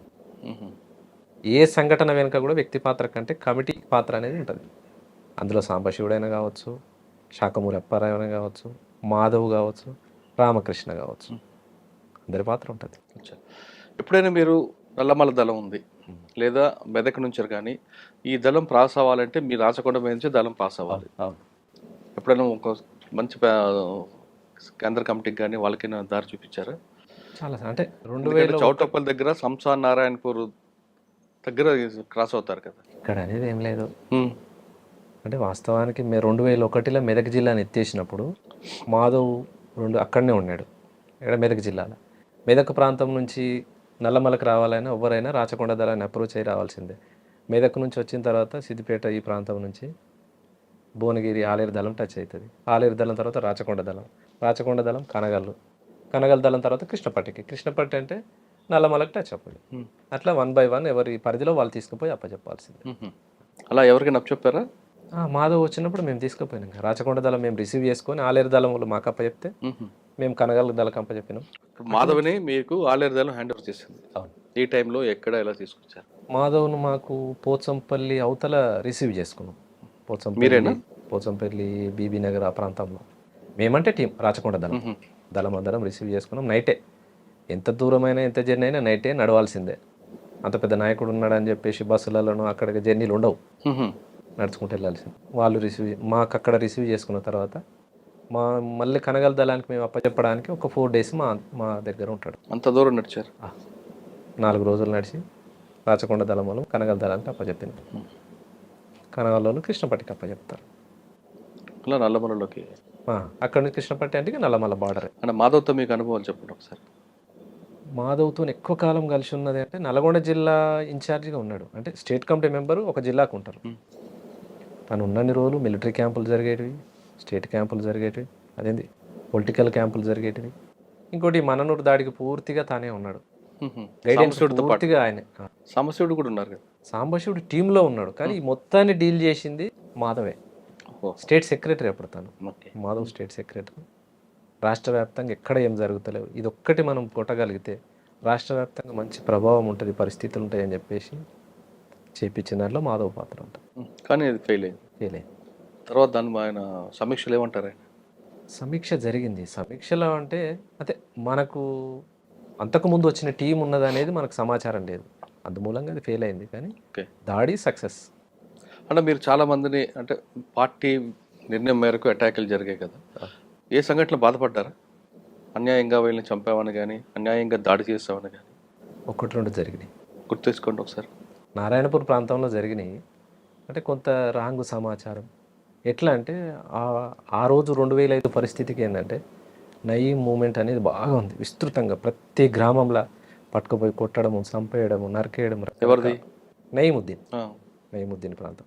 డిపార్ట్మెంట్ కంటే ఎక్కువ నయీముద్దీన్తో ఇబ్బందులు పడ్డ గ్రామాలు ఎక్కువ, కుటుంబాలు ఎక్కువ, చిన్న భిన్నమైన కుటుంబాలు. అందులో భాగంగా ఒకరిద్దరు నయీంకు కలిసిరని చెప్పేసి మనకున్న సమాచారం మేరకు 1-2 జరిగినాయి. తర్వాత ఆ కుటుంబాలకు వెళ్ళి కలిసి కూడా చెప్పిండ్రు. అది కాకుండా ఇంకా 1-2 జరిగినాయి అంటున్నా, పూర్తిగా తప్పిదాలని. అంటే ఆ సంఘటన బాధపడ్డారు, తప్పు చేసామని క్షమాపణ కూడా అడిగారు. మీకు మీ పనిచేస్తున్న టైంలో బాగా టఫ్ ఇచ్చిన పోలీస్ ఆఫీసర్ ఎవరు? ఇబ్రహీంపట్నం ప్రాంతంలో సిఐ కిష్టయ్య ఉండే. కిష్టయ్య బాగా ఇబ్బంది పెట్టిండు ఆ గ్రామాలని. యాచారం బెల్ట్ నుంచి యాచారం, మంచాల, ఇబ్రహీంపట్నం, అచ్చా, సాగర్ రోడ్ కిష్టయ్య గౌడ్. రైట్. ఆ, ఈ గ్రామాలన్నిటినీ బాగా ఇబ్బందులు పెట్టిండు. ఒక టైంలో అన్ని గ్రామాలలో పోయి సిపిఎం వాళ్ళు ముందరుండి స్టేషన్ ముందర ధర్నా చేయించిన పరిస్థితి. అట్లా బాగా ఇబ్బందులు పెట్టిండు. ఆయన ఇక్కడ తర్వాత ప్రాంతం వచ్చేసి అక్కడ రాచకొండ వైపు అక్కడ చాలా మంది ఉన్నారు. ఎవరి పేరు చెప్పండి. సిఐ శ్రీనివాస్ ఉండే. ఈ శ్రీనివాస్. శ్రీనివాస్ అనే పేరు నాకు సర్నేమ్ గుర్తులేదు. అంటే పార్టీకి దెబ్బ పడింది వాళ్ళ వల్ల నష్టం సిఐ జరిగింది. రామచంద్రారెడ్డి ఉండే, ఆహా. చౌటుప్పల్ ఉండే, తర్వాత ఇప్పుడు డీసీపీ ఉన్నట్టు. అవును. రామోజీరావు గారు ఆ పైన ఉన్నప్పుడు ఒక దళం పక్క నుంచి కొండల మీద వెళ్తుంది, దానివల్ల పోలీసులు కూంబింగ్ చేశారు అనేది ఒక వార్త వచ్చింది. మా దళమే తిరిగేదట, ఉమ్. రచకొండ దళమే. ఎలింశెట్టి దగ్గర దాకా వెళ్ళేది. కానీ లోపలికి వెళ్ళలేదు, సాహసం చేయలేదు. ఇప్పటికీ మేము ఎందుకు పోతాం, అంత అవసరం కూడా లేదు. సరే, మీరు పనిచేస్తున్న కాలంలో మీకు బాగా గుర్తుండిపోయిన సంఘటన చెప్పండి. చాలా ఉన్నాయి. ప్రతిరోజు ఎన్కౌంటర్లేనా, వారం వారం ఎన్కౌంటర్లే, పోలీసు వాళ్ళు ఎబ్బడలే, అన్ని ఇబ్బందులే. ఎక్కడో ఎన్కౌంటర్ జరిగిందంటే పార్టీలు ఎలా చర్చించేవారండి? మీ కళ్ళ ముందే రియాజ్ ఎన్కౌంటర్ కానీ చాలా విషయాలు జరిగాయి. అవి ఏ విధంగా మీరు దాన్ని సంతాపం చెప్పేవారు? ఉదాహరణకు మేము మాధవ్ ఎన్కౌంటర్ అవ్వచ్చు. చాలా పెద్ద ఎన్కౌంటర్ మాధవ్ది. 2005లో మేము సాంబశివుడు అందరం ఇటు మహబూబ్ నగర్ సైడ్ ఉన్నాం, నది అవతల సైడ్ ప్రకాశం జిల్లా సైడు మాధవ్ వాళ్ళు ఉన్నారు. ఆ ఎన్కౌంటర్ జరిగిన సాయంత్రం ఒక ఇద్దరు కామ్రేడ్స్ మళ్ళీ తెల్లారు అనుకుంటా మాకు వచ్చి కలిసిండ్రు. అక్కడి నుంచి విడిపోయిన వాళ్ళంతా వాకిటాకీలో ట్రేస్ చేసి కలిసిండ్రు, వచ్చి కలిసి బోర్డ్ అంజయ్యను ఇంకా మిగతా ఒక ఇద్దరు కామ్రేడ్స్ వచ్చి కలిసిండ్రు. మాకు వాళ్ళ ద్వారా తెలిసిందా మీకు ఎన్కౌంటర్ అయింది? వాళ్ళు వచ్చిన తర్వాత మాకు ఎన్కౌంటర్ అంటే రేడియో వార్తలో తెలిసిందే. ఇంత సమాచారం ఎక్కడిది అప్పుడు? రేడియో ఈవినింగ్ పొద్దున రేడియో వార్తలో తెలుస్తుంది. తర్వాత మిగిలిపోయిన కామ్రేడ్స్ మహబూబ్ నగర్ సైడ్ వచ్చి మా టీంకి కలిసారు. సాంబశివుడు అప్పుడు మాతో పాటే ఉన్నాడు. మిగిలిన విడిపోయిన వాళ్ళందరినీ కోఆర్డినేట్ చేసుకొని తీసుకొచ్చి ఆయన అమరుడైనందుకు మీరు ఏమైనా అక్కడ సంతాపం ప్రకటించారా? సమీక్ష జరుగుతుంది, సంతాపం జరిగింది. సంతాపం తర్వాత మాధవ్ జరిగిన ఎన్కౌంటర్కి నిరసనగా ఆత్మకూరు పోలీస్ స్టేషన్ దాడి చేశారు. మీరా? ఎలా చేశారు? రాచకొండ దళమే ఆత్మకూరు పోలీస్ స్టేషన్ మీద దాడి అనేది. రాష్ట్ర వ్యాప్తంగా ఏ ఒక్క సంఘటన జరుగుతలేదు. అయితే మన ఏరియాలో చేద్దామని చెప్పేసి ఆత్మకూరు నల్గొండ జిల్లా, ఇప్పుడు భువనగిరి పక్కన ఆత్మకూరు ఉంటుంది, మోత్కూరు పక్కన, దాని మీద దాడి చేసినాం. దాడి చేసి ఒక ఎస్ఐ చనిపోయినట్టు, ముగ్గురు కానిస్టేబుల్ చనిపోయినారు. వెపన్స్ దొరికాయి అప్పుడు? వెపన్స్ దొరకలే. ఓకే. మనకున్న సమాచారం ఏంటంటే దాంట్లో స్ట్రాంగ్ రూమ్లో వెపన్స్ ఉంటాయి, కానీ డిపార్ట్మెంట్ తక్కువనే ఉంటారు. దాంట్లో ఒక 6-7 మంది ఉంటారు. ఎస్ఐ దగ్గర మాత్రం పిస్టల్ ఉంటుంది. లోపల 303 వెపన్స్ ఉంటాయి, కానీ అవి వాడరు, స్ట్రాంగ్ రూమ్లో ఉంటాయని సమాచారం. ఆ విధంగా దాడి చేసినాం. పోలీస్ స్టేషన్ కొంత బ్లాస్ట్ చేసినాం, కానీ ఆ స్ట్రాంగ్ రూమ్ తీయలేకపోయినాం. మాధవ్ ఎన్కౌంటర్కి రిటాలియేషన్ చేశారు. ఆ విధంగా ఇంకేమైనా చేశారా? అదొక్కటే, ఆత్మకూరు పోలీస్ స్టేషన్ ఒక్కటే దాడి చేసినాం. దాడి చేసి ఒక ఎస్ఐ దగ్గర పిస్టల్ వచ్చింది, మిగతా ముగ్గురు కానిస్టేబుల్ ఏమో చనిపోయినట్టున్నారు. ఎస్ఐ ఎవరు అప్పుడు? మహమ్మద్ జిలానీ. ఓకే. ఎస్ఐ. మీకు 2 వీలర్లు అని ఎక్కడ దొరికివ్వండి అప్పుడు? సంబంధించిన వాళ్ళు మన వాళ్ళు ఉంటారు కదా, అంతా మిలిటెంట్స్, సానుభూతి పరులు వాళ్ళయే. పుట్టల్లో కూడా చాలా ర్యాష్ డ్రైవింగ్ చేస్తారు సుభాష్ అంటారు. అట్లా ఏం లేదు, అందరితో పోయినట్టే అన్నట్టు. కానీ బాగా పేరుంది కదా. నాకు బయట వెహికల్ అసలు డ్రైవింగే రాదు. పార్టీలో పోయిన తర్వాతనే డ్రైవింగ్ నేర్చుకున్నారు. కానీ ఆ గుట్టల్లో చాలా ఫాస్ట్ డ్రైవింగ్ చేయగల సమర్థుడు సుభాష్ అని పేరు పోలీసులు. దేవలమ్మ నాగారం దగ్గర ఒకసారి ఎంటపడ్డారు. అయితే నేను గుర్తుపట్టారా వాళ్ళు? గుర్తుపట్టలే. మురళి నేను సిటీకి వేరే పని మీద వెళ్ళినాం. మురళి అంటే మెదక్ జిల్లా అతను. పోయి బండి మీద వచ్చి బైక్ గుట్ట కింద పెట్టి మేము పైకి వెళ్ళిపోయినాం. పైకి వెళ్ళిపోయినప్పుడు అక్కడ చుట్టుపక్కల ప్రాంతాల బర్లకాడల్లో లేకుంటే జీవాల దగ్గర ఎవరో చూసిండ్రు. సమాచారం ఎటో పోయింది. దాదాపు జీవాల కాడలు, పశువుల కాడలు చెప్పరు. పార్టీకి పూర్తి పట్టు వాళ్ళే. కానీ అదేందో మరి అంటే ఎవరో ఒకరు జరిగింది, లీక్ అయింది. ఆ రోజు గుట్ట మీద దళం ఉన్నది, ఉన్నాం. తెల్లారి పొద్దునే లేచి ఇక కాలకృత్యాలు తెచ్చుకొని బయటికి సెంట్రీ చూసేటప్పుడు బర్రెలు వరుసగా వస్తున్నాయి, బర్రెలు వస్తున్నాయి అని అన్నారు. అదేంది నల్లగా వస్తున్నాయి అని అన్నారు మన వాళ్ళు. బర్రెలు అవి ఉంటాయి, సరిగా చూడరు అన్నారు. బర్రెలు కాదు, ఏదో తేడా కొడుతుంది అని అనుకున్నాం. ఇంకొంచెం దగ్గర బైనాక్యులర్ పెట్టి చూస్తేకల్లా కూమింగ్ టీం వస్తుంది. అటు వస్తురా, మన దిక్కు వస్తురా, కనిపెట్టురు అని చెప్పాం. కరెక్ట్గా మేము బండి ఎక్కడైతే కింద పార్క్ చేసినామో ఆడికే వస్తున్నారు, అక్కడికే వస్తున్నారు. ఇది బాగలేదు, బండి దొరికితే బండి ఇచ్చిన ఆయన పని అవుతుంది. అప్పటికప్పుడు నేను సివిల్ అయ్యి షార్ట్ వెపన్ పెట్టుకొని కిందికి వెళ్ళిపోయినా. నేను గుట్ట దిగి దగ్గర కొట్టాలి వాళ్ళు వచ్చేసారు బండి దగ్గరికి. ఓకే. ఆ బండి తీసుకోలేకపోయినా, బండి వాళ్ళు పట్టేసుకోరు. వాళ్ళని చూసి నేను కొంత అటు చెట్టు నుంచి అటు చూసి అటు జరిగిన ఫైరింగ్ స్టార్ట్ అయింది. ఉమ్. అట్లా మేము తెచ్చిన బండి వాళ్ళు పట్టుకోగలిగారు. ఇంకా ఆ రోజు నేను బండి నడిపింది ఏం లేదు. నైట్ వచ్చినాం, ఆడ పెట్టినాం, ఫైరింగ్ కొట్టుకుంటా వాళ్ళే అటు జరిగారు. నేను చెట్ల నుంచి గుట్టెక్కి వెళ్ళిపోయినా. ఉమ్. అదే బండి వేసుకొని 1 కిలోమీటర్ దాకా వాళ్ళ బండి మీద పోతూ ఫైరింగ్ కొట్టిరు వాళ్ళే. వాళ్ళే. అంటే నేను ఎటు వెళ్ళిపోయినా అనేది స్టేట్ బాటంట ఉరికినా అనేది వాళ్ళు అనుకున్నారు, కానీ నేను బాటంట పోలే, ఇటు గుట్టెక్కిన. సిటీలో కూడా వచ్చేవారు కదా, ఎందుకు? హైతనగర్, వనస్థలపురం, ఎల్బీ నగర్ వరకు ఎవరి కోసం? అప్పుడున్న పార్టీ నిర్ణయం ప్రకారం ఏమైతే టార్గెట్లు ఉంటాయో ఆ టార్గెట్ అంటే మీరు సిటీలో రావడం వల్ల ఎక్కడ లీక్ అయితే మీకు ప్రమాదం కదా. మరి ప్రమాదం అనేది ఉంటుంది. ఎందుకు అంత సాహసం చేయాలి? పార్టీ నిర్ణయం మేరకు? పార్టీ నిర్ణయమే, వ్యక్తిగతం ఏముంటుంది. ఎక్కడ సిటీలో ఎక్కడెక్కడికి వచ్చేవారండి? సిటీ లోపల వరకు వచ్చినాం, ఆల్మోస్ట్ వనస్థలపురం అయింది, పంజాగుట్ట వరకు కూడా వచ్చినాం. కానీ మనకు అనుకున్న టార్గెట్లు రీచ్ కాక కొంత ఆ విధంగా వచ్చి మిస్ అయినట్టు ఎవరున్నారా? ఈ లోపట వేరే పనుల మీద వచ్చినాము. టార్గెట్ అంటే సంఘీ దగ్గర అనుకున్నాం. సంఘీ మరి వాళ్ళ అన్నదమ్ములలో ఎవరికో గన్మెన్ ఉండేది. ఆ గన్మెన్ స్టెన్ కార్బన్ వెపన్ ఉండేది. కొడితే మనకు వెపన్ అన్న వస్తుంది కదా అనే ఆలోచనతోటి ఆడ కొట్టాలనుకున్నాం. మేము 4 రోజులు అంటే తాళ్ళు ఎక్కేటోళ్ళు నల్గొండ ప్రాంతం నుంచి వచ్చి సంఘీ ఏరియాలో తాడి చెట్లు బాగుంటాయి, వాళ్ళ గుడిసెలలో ఉన్నాం. 4 రోజులు ఉన్నాం. 4 రోజులు వాళ్ళు రాలేదు, అదొకటి మిస్ అయింది. ఇంకొకటి డిఆర్డిఎల్ దగ్గర సెక్యూరిటీ ఉంటుంది కదా, వాళ్ళ దగ్గర ఎస్ఎల్ఆర్లు ఉన్నాయని చెప్పేసి మనకు మిత్రుడు చెప్పిండు, ఇక్కడ ఎవరో సెక్యూరిటీ ఉంటున్నారు, ఆ టార్గెట్ చేస్తే మనకు ఒక 5-4 ఎస్ఎల్ఆర్లు వస్తాయి అనే సమాచారం ఇస్తే మన వాళ్ళు, అంటే డిఆర్డిఎల్ అని తెలియదు, ఆ కామ్రేడ్ వచ్చి జిల్లా కమిటీ వాళ్ళకి చెప్పినందుకు జిల్లా కమిటీ వాళ్ళు నాకు చెప్పి నువ్వు ఒక టీం వేసుకొని పో, అక్కడ ఏదో 4-5 వస్తాయట మనకు ప్రయత్నం చేస్తే అనేసి అంటే టీం ఎంగేజ్ అయ్యి వచ్చినాం. తీరా చూస్తే అది డిఆర్డిఎల్.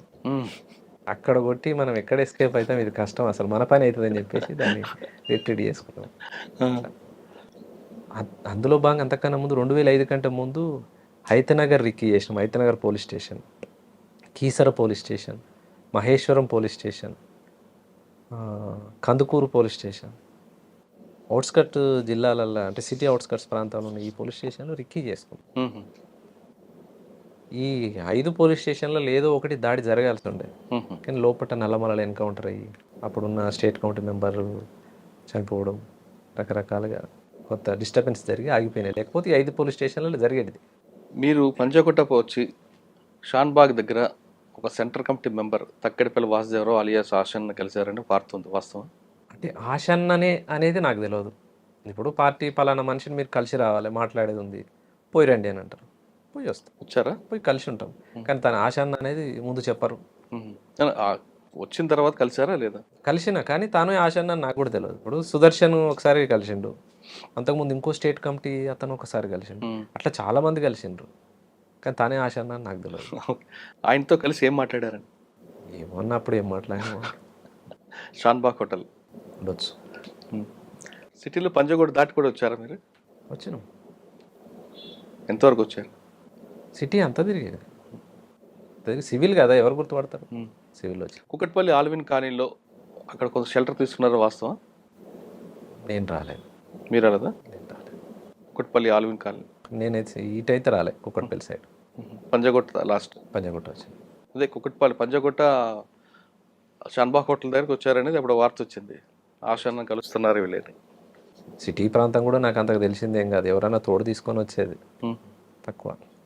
మీరు ఒక లక్ష్యం కోసం వెళ్ళారు, చేశారు కొంత, మరి ఎందుకు బయటికి వచ్చారు? పోలీసులు వేధింపులకా, లేదంటే మీ కుటుంబం మీద ఉన్న మమకారమా, లేదా కేసులు ఎక్కువ అవుతున్నాయనా? కుటుంబం మీద ప్రేమనే అంతే. ఇంకా కేసులు ఇబ్బందులు అనేటివి ఉన్నన్ని రోజులు అవి ఉంటాయి, ఎప్పటికి ఉండే ఉంటాయి. ఓకే. కుటుంబం మీద ప్రేమతోనే. అప్పుడేమన్నా రమ్మానన్న? వాళ్ళు ఎప్పుడైనా రమ్మంటారు, చేసిన కాడికి చాలు, ఇంకెందుకు వచ్చేసి అనేది చెప్తారు వాళ్ళు. మీరు వర్గ పోరాటం కోసం వెళ్ళారు, కానీ కన్న తల్లి వీళ్ళందరూ కేసులు వేయి పోలీసులు బూతులు తిడుతుంటే బాధ అనిపించలేదు ఎప్పుడు కూడా? ఉంటుంది, బాధ ఉంటుంది. బాధ మనకి జన్మనిచ్చే తల్లిదండ్రులని మనం సరిగ్గా చూసుకోకపోతే, అంటే ప్రతిరోజు కలుస్తున్న జనాలలో తల్లిని తండ్రిని చూస్తున్నాం, చూస్తారు కరెక్టే, కానీ మనకి రక్తం పంచిపుట్టిన తల్లి ఆమె కదా. మీరు వర్గ పోరాటం వాళ్ళే తల్లిదండ్రులు కాదని నేను జనాల్లోనే తల్లిదండ్రులు చూస్తాం. కానీ ఇక్కడ మనకి జన్మనిచ్చిన తల్లి వేరు కదా తండ్రి. వాస్తవం అన్నట్టు అంటే ఇబ్బంది మీలాంటి ఉంటది. వాళ్ళు లోపలికి వెళ్ళడం వల్ల అంటే మీరు ఒక మంచి ఉద్దేశం వెళ్ళారు. దాంట్లో ఎవరు తప్పట్టరు. మీకు అందరికి కూడా కన్న తల్లి కన్నా ప్రజలే అమాయకులే ప్రజలే మీకు వాళ్ళే తల్లిదండ్రులు. అవును. కానీ ఇక్కడ ఈ తల్లిదండ్రులు మనకి జన్మనిచ్చిన వాళ్ళు కూడా బాధపడతారు కదా. మీ మీద కేసులు పెట్టి మీ మీద మిమ్మల్ని వేధించడానికి పోలీసులు వాళ్ళని తీసుకెళ్ళి బూతులు తిట్టడం కొట్టడం అని చేస్తున్నప్పుడు ఈ రకమైన ఇబ్బందులు ఉంటాయి అనేది ఆల్మోస్ట్ అందరికీ తెలిసిందే. అవి అనుభవిస్తున్నాయే. ఒక ఉమ్మడి ఆచరణ, ఉమ్మడి ఆశయం కోసం పోయినప్పుడు మన కుటుంబం పడే బాధలు ప్రజల్లో బాధల భాగమే తప్పితే అచ్చా వ్యక్తిగతంగా దాన్ని చూసిన వాళ్ళ ఎప్పుడైతే బాధల మనం ముందు ఈ బాధ మనకు ఎక్కువ కాదు. ఎక్కువ కాదు. ఎప్పుడైతే వ్యక్తిగా ఫీల్ అయ్యి నా కుటుంబం ఇంత బాధపడుతుంది అనేది ఎప్పుడైతే ఫీల్ అవుతామో ఇక ఉండడానికి సిద్ధపడరు పార్టీలో. అచ్చా సరే, ఆ విషయం పార్టీకి చెప్పి వచ్చారు బయటికి? చెప్పిన పార్టీ అనుమతి ఇచ్చిందా మరి? అనుమతి ఇవ్వరు, వద్దు అని అంటారు. పార్టీ ఎప్పుడైనా వద్దని అంటారు. ఎందుకు అని అంటే ఇంతకాలం పార్టీలో జర్నీ చేసిన తర్వాత మీరు బయటికి వెళ్తే బతకలేరు, అంటే రకరకాలైన ఇబ్బందులు ఉంటాయి. ఇంకోటి నల్గొండ జిల్లాకు వచ్చిన ప్రాంతం అంటే మా నల్గొండ జిల్లాలో పనిచేసినాం కాబట్టి ముఖ్యంగా నయీముద్దీన్ తోటి రకరకాల ఇబ్బందులు ఉంటాయి. అవన్నీ ఫేస్ చేయలేరు, వద్దని చెప్తారు. వద్దని కూడా చెప్పారు. ఎవరి ద్వారా సరెండర్ అయ్యారు మీరు? డిఐజీ ఈశ్వర్ రెడ్డి అని ఉండే. అవును, ఆయన దగ్గరికి ఎవరి ద్వారా వెళ్ళారు? వాళ్ళ రిలేటివ్ రామన్నపేట ఎమ్మెల్యే ఉండే, అప్పుడు రామన్నపేట కాన్స్టిట్యున్సీ ఉండే, ఓకే. ఉప్పునుతల పురుషోత్తం రెడ్డి అని. ఆయనను కలిసి మా ఫ్రెండ్స్ ఉండే ఒకరిద్దరు, మా ఫ్రెండ్స్ ద్వారా పురుషోత్తం రెడ్డి దగ్గరికి పంపిస్తే పురుషోత్తం రెడ్డి గారు వాళ్ళకి రిలేటివ్ అవుతాడు, బామ్మడితో బావనే అవుతాడట. ఆయన మా వాళ్ళకి చెప్తా మీరు వెళ్ళండి అని చెప్పేసి, అంటే నేను పోలేదు, మా నాన్న మా ఫ్రెండ్స్ వాళ్ళని పంపిస్తే అని చెప్పిండు. అట్లా ఈశ్వరరెడ్డి గారి దగ్గర సరెండర్ అయ్యాను. ఓకే, సరెండర్ అయిన తర్వాత మీకు ప్రభుత్వం ఇవ్వాల్సింది ఇచ్చిందా? 3 లక్షలు రివార్డ్ ఇచ్చారు. అంతే, మీ మీద చాలా ఉంది కదా రివార్డ్ అప్పుడు. ఉండదు కానీ వాళ్ళు కూడా తొండి చేసారు, ఇవ్వలేదు. బయటకు వచ్చారు మీరు. లోపల ఉన్నప్పుడు అదొక ప్రపంచం, బయటకు వచ్చాక నిజ స్వరూపం మీకు తెలుస్తుంది ప్రపంచాన్ని. రకరకాల వ్యక్తులు కుట్రలు కుతంత్రాలు జరుగుతుంటాయి. అవన్నీ చూసినప్పుడు ఏమనిపించిందండి? ఆ జీవితమే మంచిది అనిపిస్తుంది. సరే వచ్చినాము, తప్పదు, ఉంటున్నాం, కానీ విలువైన జీవితం అదే. నీతి నిజాయితీగా నిలబడి, నీతి నిజాయితీగా, కుట్రలు కుతంత్రాలు లేకుండా, క్రమశిక్షణతోటి బతికిన రోజులు. సరే ఇబ్బందులు పడుతుండొచ్చు, తిండి ఉండకపోవచ్చు, నీళ్ళు ఉండకపోవచ్చు, రకరకాల ఇబ్బందులు ఉండొచ్చు, కానీ విలువైన జీవితం, విలువైన ఆశయం. ఇక్కడ రకరకాల మనుషులు ముందు మీతో నవ్వుతుంటారు, వెనక నుంచి గొంతు కోసే రకాలు ఉంటాయి. వాళ్ళని చూసినప్పుడు ఏమనిపిస్తుంటారు? అదే విలువైన జీవితం అంటున్నాగా. ఇక ఇది కుట్రలు కుతంత్రాలు ఈ సమాజం కాబట్టి ఇక తప్పదు. సరే, ఈ సమాజంలోకి వచ్చారు, పార్టీ చెప్తున్నట్టుగా నయం పిలిపించుకున్నారా? పిలిపించుకో అంటే అయితే అడవులు ఉండాలి లేదా తన దగ్గర ఉండాలనేది నయం పాలసీ. అవును, మీకు పిలిచి ఏం చెప్పాడండి? పిలిపించుకున్నాడు. ఎవరైతే నేను సరెండర్ అయిన దగ్గర నుంచి ఏ అయితే ఆఫీసర్ ఉన్నాడో, అప్పుడున్న ఆఫీసరు తనే తీసుకుపోయి వాళ్ళ కారు ఎక్కించాడు. అవునా? అంతే కదా, పోలీసు వాళ్ళే తీసుకుపోతారు, డిపార్ట్మెంట్ వాళ్ళే తీసుకుపోయి. ఎవరో ఆఫీసర్ ఉండే ఒక అతను, ఇంకా పేరు ఎందుకు కానీ, ఆయన తీసుకెళ్ళి కారు ఎక్కించాడు. తీసుకుపోయాడు, తనే తీసుకుపోయి కారు ఎక్కించాడు. మాట్లాడాడు. అంటే మామూలుగా వచ్చినప్పుడు ఫస్ట్ మా ఇంటి దగ్గర నుంచి సిటీ పోదాం రా అని చెప్పిండు ఆఫీసర్. ఎందుకో సిటీ పోదాం అంటుండు అని డౌట్ అనిపించింది, కానీ తప్పదు, పోలీస్ అయినే కదా రమ్మంటున్నాడు, పోదాం అనేసి వెళ్ళిన తర్వాత కారు ఎక్కించుకున్నాడు. సరెండర్ ఇవాళ 19వ తారీఖు సరెండర్ అయితే 22వ తారీఖే నన్ను నయం కప్పచెప్పాను. ఇబ్రహీంపట్నం నుంచి ఎల్బీ నగర్ వచ్చింది. ఎల్బీ నగర్ నుంచి ఉప్పలు మలుతుంది కారు. ఉప్పలు మలుతున్నప్పుడే నాకు లైట్ వెలుగుతూనే ఉంది, అమ్మ ఇది తీసుకుపోతుండే అటే పోతుంది అని. ఉప్పలు తీసుకొని ఉప్పల్ నుంచి బీబీ నగర్ క్రాస్ అయింది, ఇటు మళ్ళీ బీబీ నగర్ దాకా పోలేదు, కానీ ఉప్పలు దాటి బోడుప్పలు ఆ ప్రాంతానికి వచ్చినప్పుడు ఈయన కారు ఆగింది. ఇంకో కారు ఎక్కినాం, ఇంకో కారు ఎక్కింది, ఇంకో కారు ఎక్కినాం. 3 కార్లు మారినాం. ఫస్ట్ కార్ నుంచి సెకండ్ కార్కి మారినప్పుడే నా ఫోన్ తీసేసుకుంటారు, వాళ్ళ దగ్గర హ్యాండ్ ఓవర్ చేసుకుంటారు, మనిషిని పూర్తిగా చెక్ చేసి ఆ బండి ఎక్కించుకుంటారు. అట్లా 4వ కార్లో తను ఉన్నాడు, నయం. కారు ఎక్కగానే నమస్తే అన్న, నమస్తే అన్న అంట. ఇప్పుడు చంపుతున్న నిన్ను అన్నప్పుడు కూడా అన్నానే మాట్లాడతాడు నయం. ఆ టైప్ ఆఫ్ మనిషి. గుర్తుపట్టినవా అన్న అన్నాను. గుర్తుపట్టినా, నిన్ను గుర్తుపట్టని వాళ్ళు ఎవరు ఉంటారు రాష్ట్రంలో? గుర్తుపట్టినా. ఎట్లా ఎక్స్పెక్ట్ చేసినావు, ఇటు వస్తున్నాను అర్థమైందా అని అంటే, ఎల్బీ నగర్ నుంచి కారు మళ్ళినప్పుడే అనుకున్నానా మీ దగ్గరికి వస్తుందని చెప్పేసిన. ఇక మాట్లాడిండు కొద్దిసేపే, ఒక 10-15 నిమిషాలు మాట్లాడి, అన్న మీకు తర్వాత నేను మళ్ళీ కలుస్తా, ఇప్పుడైతే మంచిగానే ఉండు, మీ కుటుంబం గురించి నాకు అంతా తెలుసు, పేద కుటుంబము, బయటకు వచ్చినావు కదన్నా, మరి ఎట్లా బతకాలనుకుంటున్నావు అంటే ఒక టాక్టిక్గా మాట్లాడతాడు మనిషి. మాట్లాడేది కూడా పేద కుటుంబం, ఇన్ని రోజులు నువ్వు పార్టీలో పని చేసినావు, నీకెవరు పని ఇస్తారు, ఏడ పని చేసుకోగలుగుతావు, అమ్మ కూలి పని చేస్తుంది, నాయన కూలి పని చేస్తాడు, అంతంత మాత్రం కుటుంబాలు, నీ మీద 32 కేసులు ఉన్నాయి, ఇన్ని కేసులు కోర్టుకు తిరిగి నువ్వు ఎప్పుడు పని చేసుకోగలుగుతావు, కుటుంబ పోషణ ఎట్లా జరుగుతుంది, ఇదంతా నీకు సాధ్యమా అంటే మనిషిని ఒక గీత గీసి తను ముందే గీసుకున్న గీతలో దింపాలనే ప్రయత్నంగా మాట్లాడతారు.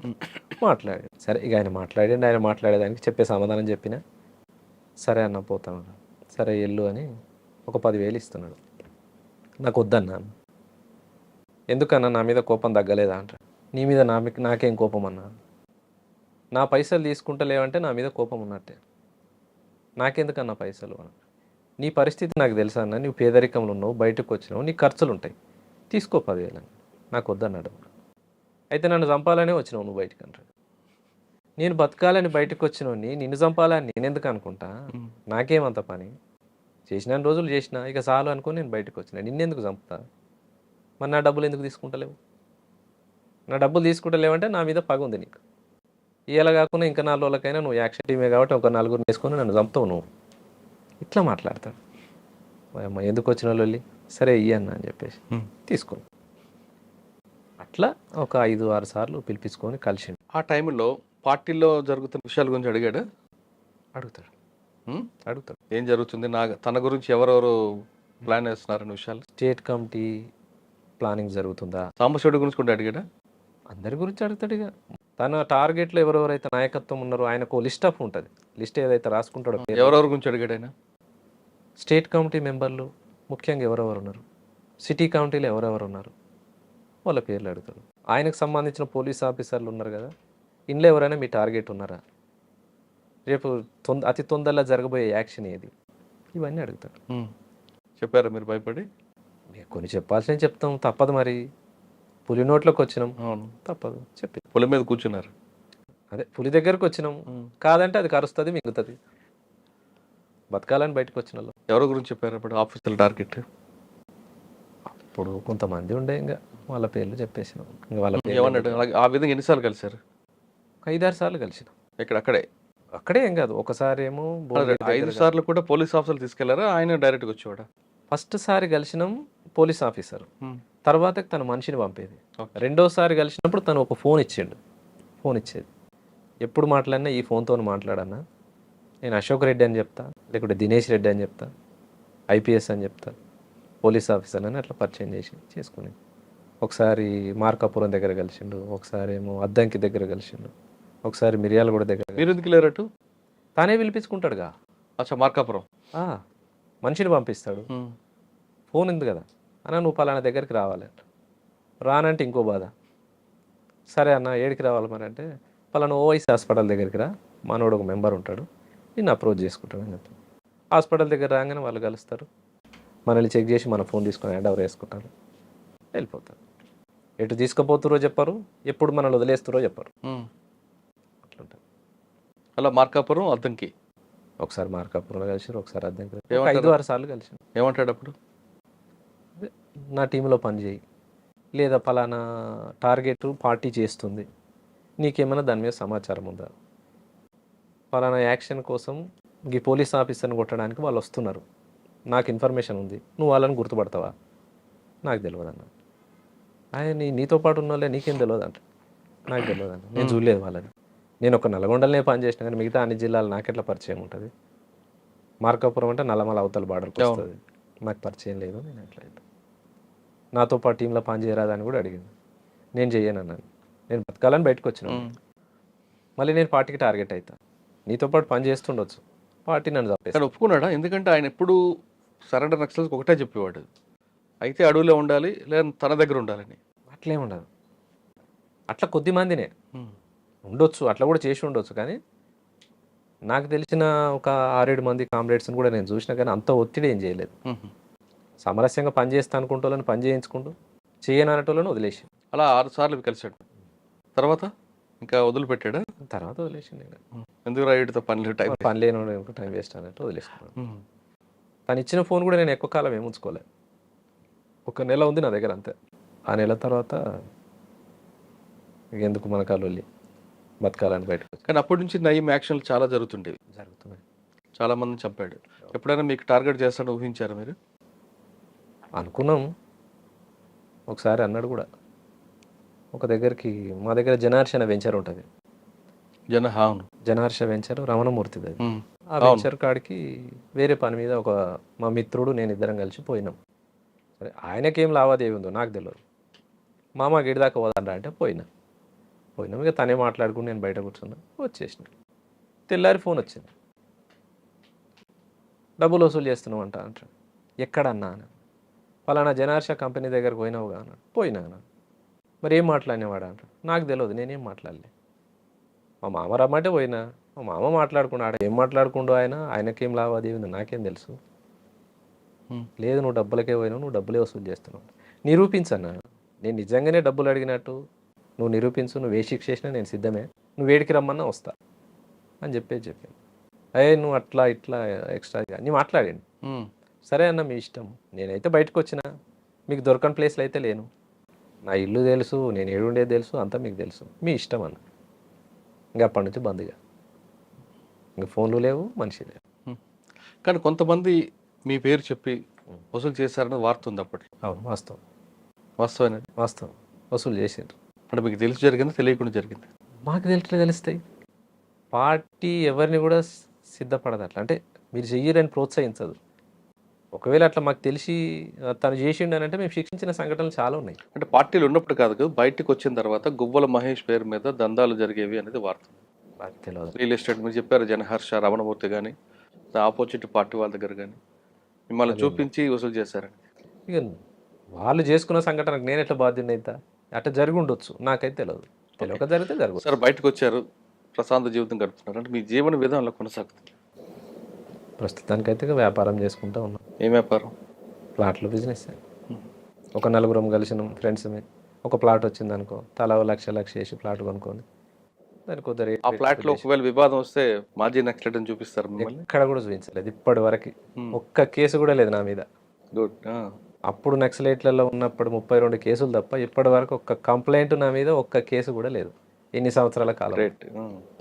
అట్లా జరిగి ఉంటే ఎన్నో కేసులు అయ్యేటి. అవును, అది రాకూడదని కోరుకుందాం. ఎక్కడ కూడా నేను ఇప్పటి వరకు నేను చెప్పాను. నా ఎమ్మటి ఉండే మిత్రులు కూడా చెప్పారు నా పేరు, అంత అవసరం కూడా లేదు. అది ఇంకా మంచిది. ప్లస్ అది బ్యాడ్ టైం ఉందో అక్కడి నుంచి స్టార్ట్ అవుతుంది మనం. అంటే హైదరాబాద్ ఈ ప్రాంతంలో ఉన్నాం కాబట్టి ఇప్పుడు నడుస్తున్న బిజినెస్ అదే. ఇంకోటి వాస్తవానికి ఏంటంటే ఉద్యమంలో పని చేసిన వాళ్ళం ఇంకో దగ్గర పని చేయలేము, ఒకరి కింద ఎట్లా చేయగలుగుతాం అనేది ఒకటి, కొన్ని ఈగోస్ ఉంటాయి. అక్కడ విలువలతో కూడిన జీవితం చూశారు, ఇక్కడికి వచ్చిన తర్వాత కొంతమంది చేతులు దాల్చడం ఇబ్బందిగా అనిపిస్తుంటది కదా? ఇబ్బంది అనిపిస్తుంది, వాస్తవమే. ప్రతిరోజు లేచి నుంచి పండుకున్న దాకా జరుగుతున్నాయి అన్నీ అవే కదా. కాదండి, మీరు ఒక క్రమశిక్షణ, విలువలు, దాంతో ఉన్న ఉద్యమాలు పనిచేస్తారు, ఆ పార్టీ నేర్పేది అది. ఇక్కడికి వచ్చిన తర్వాత ఆ విలువలతో ఉండాలనుకుంటే ఆత్మగౌరవం దెబ్బతింటుంది. ఆత్మగౌరవం ఉంది కదా అని మీరు కాముకుంటే ఆకలి వస్తుంది. ఆకలి చంపుకోవడానికైనా ఆత్మగౌరవం చంపుకుంటారా, ఆత్మగౌరవం కోసం ఆకలి చంపుకుంటారా? అంటే సిద్ధాంతపరంగా అప్పుడున్న రాజకీయాలు ఆ విలువలతో ఇప్పుడు మనం బతకాలని అంటే నిజానికి కొంత ఇబ్బందికరమైందే. మరి ఎట్లా మనం బతకాలని చెప్పి ఇబ్బందులు పడి ఉండలేను. అంటే విలువలను తగ్గించుకొని బతకాల్సిన అంత అవసరం ఏం లేదు. సరే ఇవాళ మనకు రూపాయి దొరుకుతుంది, ఆ రూపాయే చాలు. 10 రూపాయల కోసం అడ్డదారులు దొక్కాల్సిన అవసరం లేదు. కరెక్ట్. దాంట్లోనే సర్దుకుంటాం. అన్న మధ్యమడుగు ఎన్కౌంటర్ సార్ చెప్పండి, ఎలా చేశారు, ఎలా జరిగింది, ఆ రోజు ఏం జరిగింది?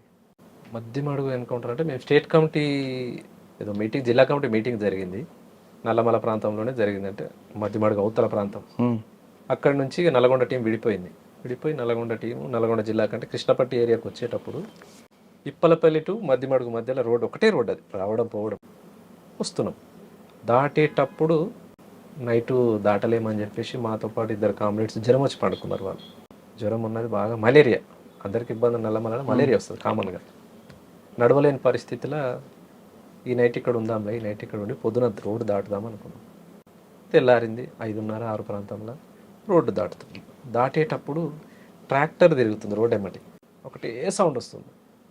ఈ దగ్గర పట్ల అసలు పొలాలే లేవు, కానీ ట్రాక్టర్ సౌండ్ వస్తుంది.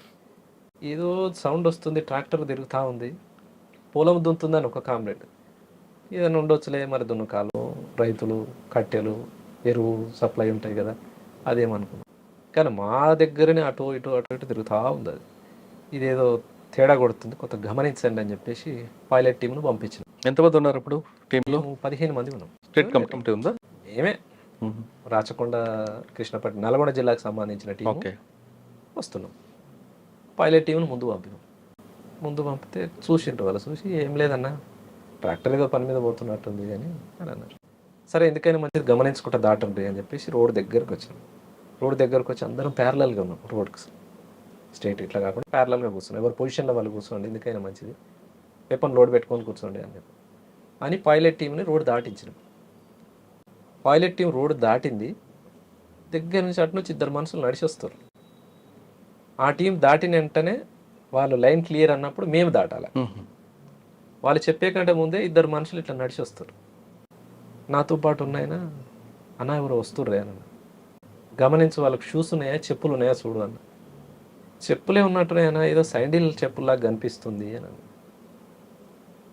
సరే ఒక్క నిమిషం వాళ్ళు దాటినాక మనం దాటుదాం అనుకున్నాం.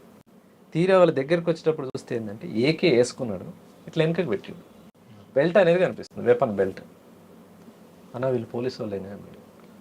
వాళ్ళు కామన్గా వెళ్ళిపోతేనేమో ఏమనొద్దు, మనల్ని కూడా అవతలకి దాటి కవర్ తీసుకున్నారు, చెట్ల సాటుకే ఉన్నారు కదా అనుకున్నాం. వాళ్ళు దగ్గర దాకా వచ్చి ఫైరింగ్ ఓపెన్ చేశారు. ఫైరింగ్ మాదికు కాకుండా దాటిన టీం మీద ఫైర్ అవుతాం. మేము కూడా ఒక్క సెకండ్ ఆడికెళ్ళి ఒక 15 అడుగుల దూరం వెనకకు పోయి పొజిషన్ తీసుకొని మేము ఫైరింగ్ ఓపెన్ చేసినాం. మాదికు ఒక టీం ఫైర్ కొడుతుంది, ముందున్న టీం మీద ఒక టీం ఫైర్ కొడుతుంది. ఇక మేము వెనకకి రిట్రీట్ అయ్యాం. ముందు టీము ఏమైందో తెలియదు, ఇక వాళ్ళు అటే పోయినరు, మేము వెనకకు వచ్చాము. అదే దాడిలో 3 కామ్రేడ్స్ అమరులయ్యారు. పైలట్ టీం 5 మందితో ఉంటే 2 బయటికి వెళ్ళిండ్రు, 3 అమరులయ్యారు.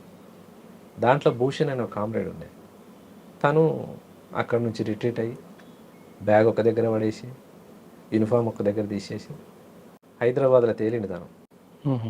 అంటే మాకు కలవాల్సిన తను మా దగ్గరికి రాకుండా, ఆ ప్రాంతం ఆయనకు పట్టులేదు, తెలియని ప్రాంతం, హైదరాబాద్కి వచ్చేసి. అయితే మేము రిట్రీట్ అవుతున్న క్రమంలోనే మాతో పాటు ప్రభాకర్ అనే కామ్రేడ్ ఉండే, మాధవ్ గన్మెన్ తను అప్పటి వరకు. తర్వాత ఆయన రాచకొండకు మెంబర్గా పంపారు, దళ సభ్యునిగా ఉండాలని, నువ్వు షిఫ్ట్ అని అంటే ఈ ట్రాన్స్ఫర్ అయ్యాను. మలేరియా జ్వరం వచ్చింది ఆ కామ్రేడ్కి, తను చనిపోయింది ఆ దాడిలో. పడిపోయింది అంటే ఇక్కడ మోకాల్లో తూటపడ్డది. తనని తీసుకొద్దామని నేను పోతున్న క్రమంలో విపరీతమైన ఫైరింగ్ మా మీద. ఇక తనని కూడా తీసుకురాలేదు, కానీ మేమే రిట్రీట్ అయినాం. ఆ గాయమైన కామ్రేడ్ అక్కడి నుంచి జరుపుకుంటూ పోయి చెట్టు పొదలో ఉన్నాడు. అదే చెట్టు పొదలో చనిపోయాడు తను. డిపార్ట్మెంట్ కూడా చూడలేదు ఆయన. తర్వాత ఒక 2 నెలల తర్వాత జీవాల కాడుళ్ళు ఆయన బట్టలు, ఆయన వెపన్ తీసుకొచ్చి పార్టీకి అప్పచెప్పారు. ఎవరు అంటే పశువుల కాపర్లు ఉంటారు కదా, పలానా అన్న ఇక్కడ చనిపోయినట్టుండన్న. మేమేమనుకున్నాం అంటే ఎన్కౌంటర్ అయింది, చనిపోయిండు, బాడీని కుటుంబానికి అప్పగించలేదో మాకు తెలియదు. తనేం మహబూబ్నగర్ జిల్లా వాసి, మేమేమో నల్గొండ వాళ్ళం. 2 నెలల తర్వాత మహబూబ్నగర్ టీంకే వాళ్ళు తన వెపన్ కావచ్చు, డ్రెస్ తీసుకొచ్చి అప్పచెప్పారు. అదొకటి జరిగింది.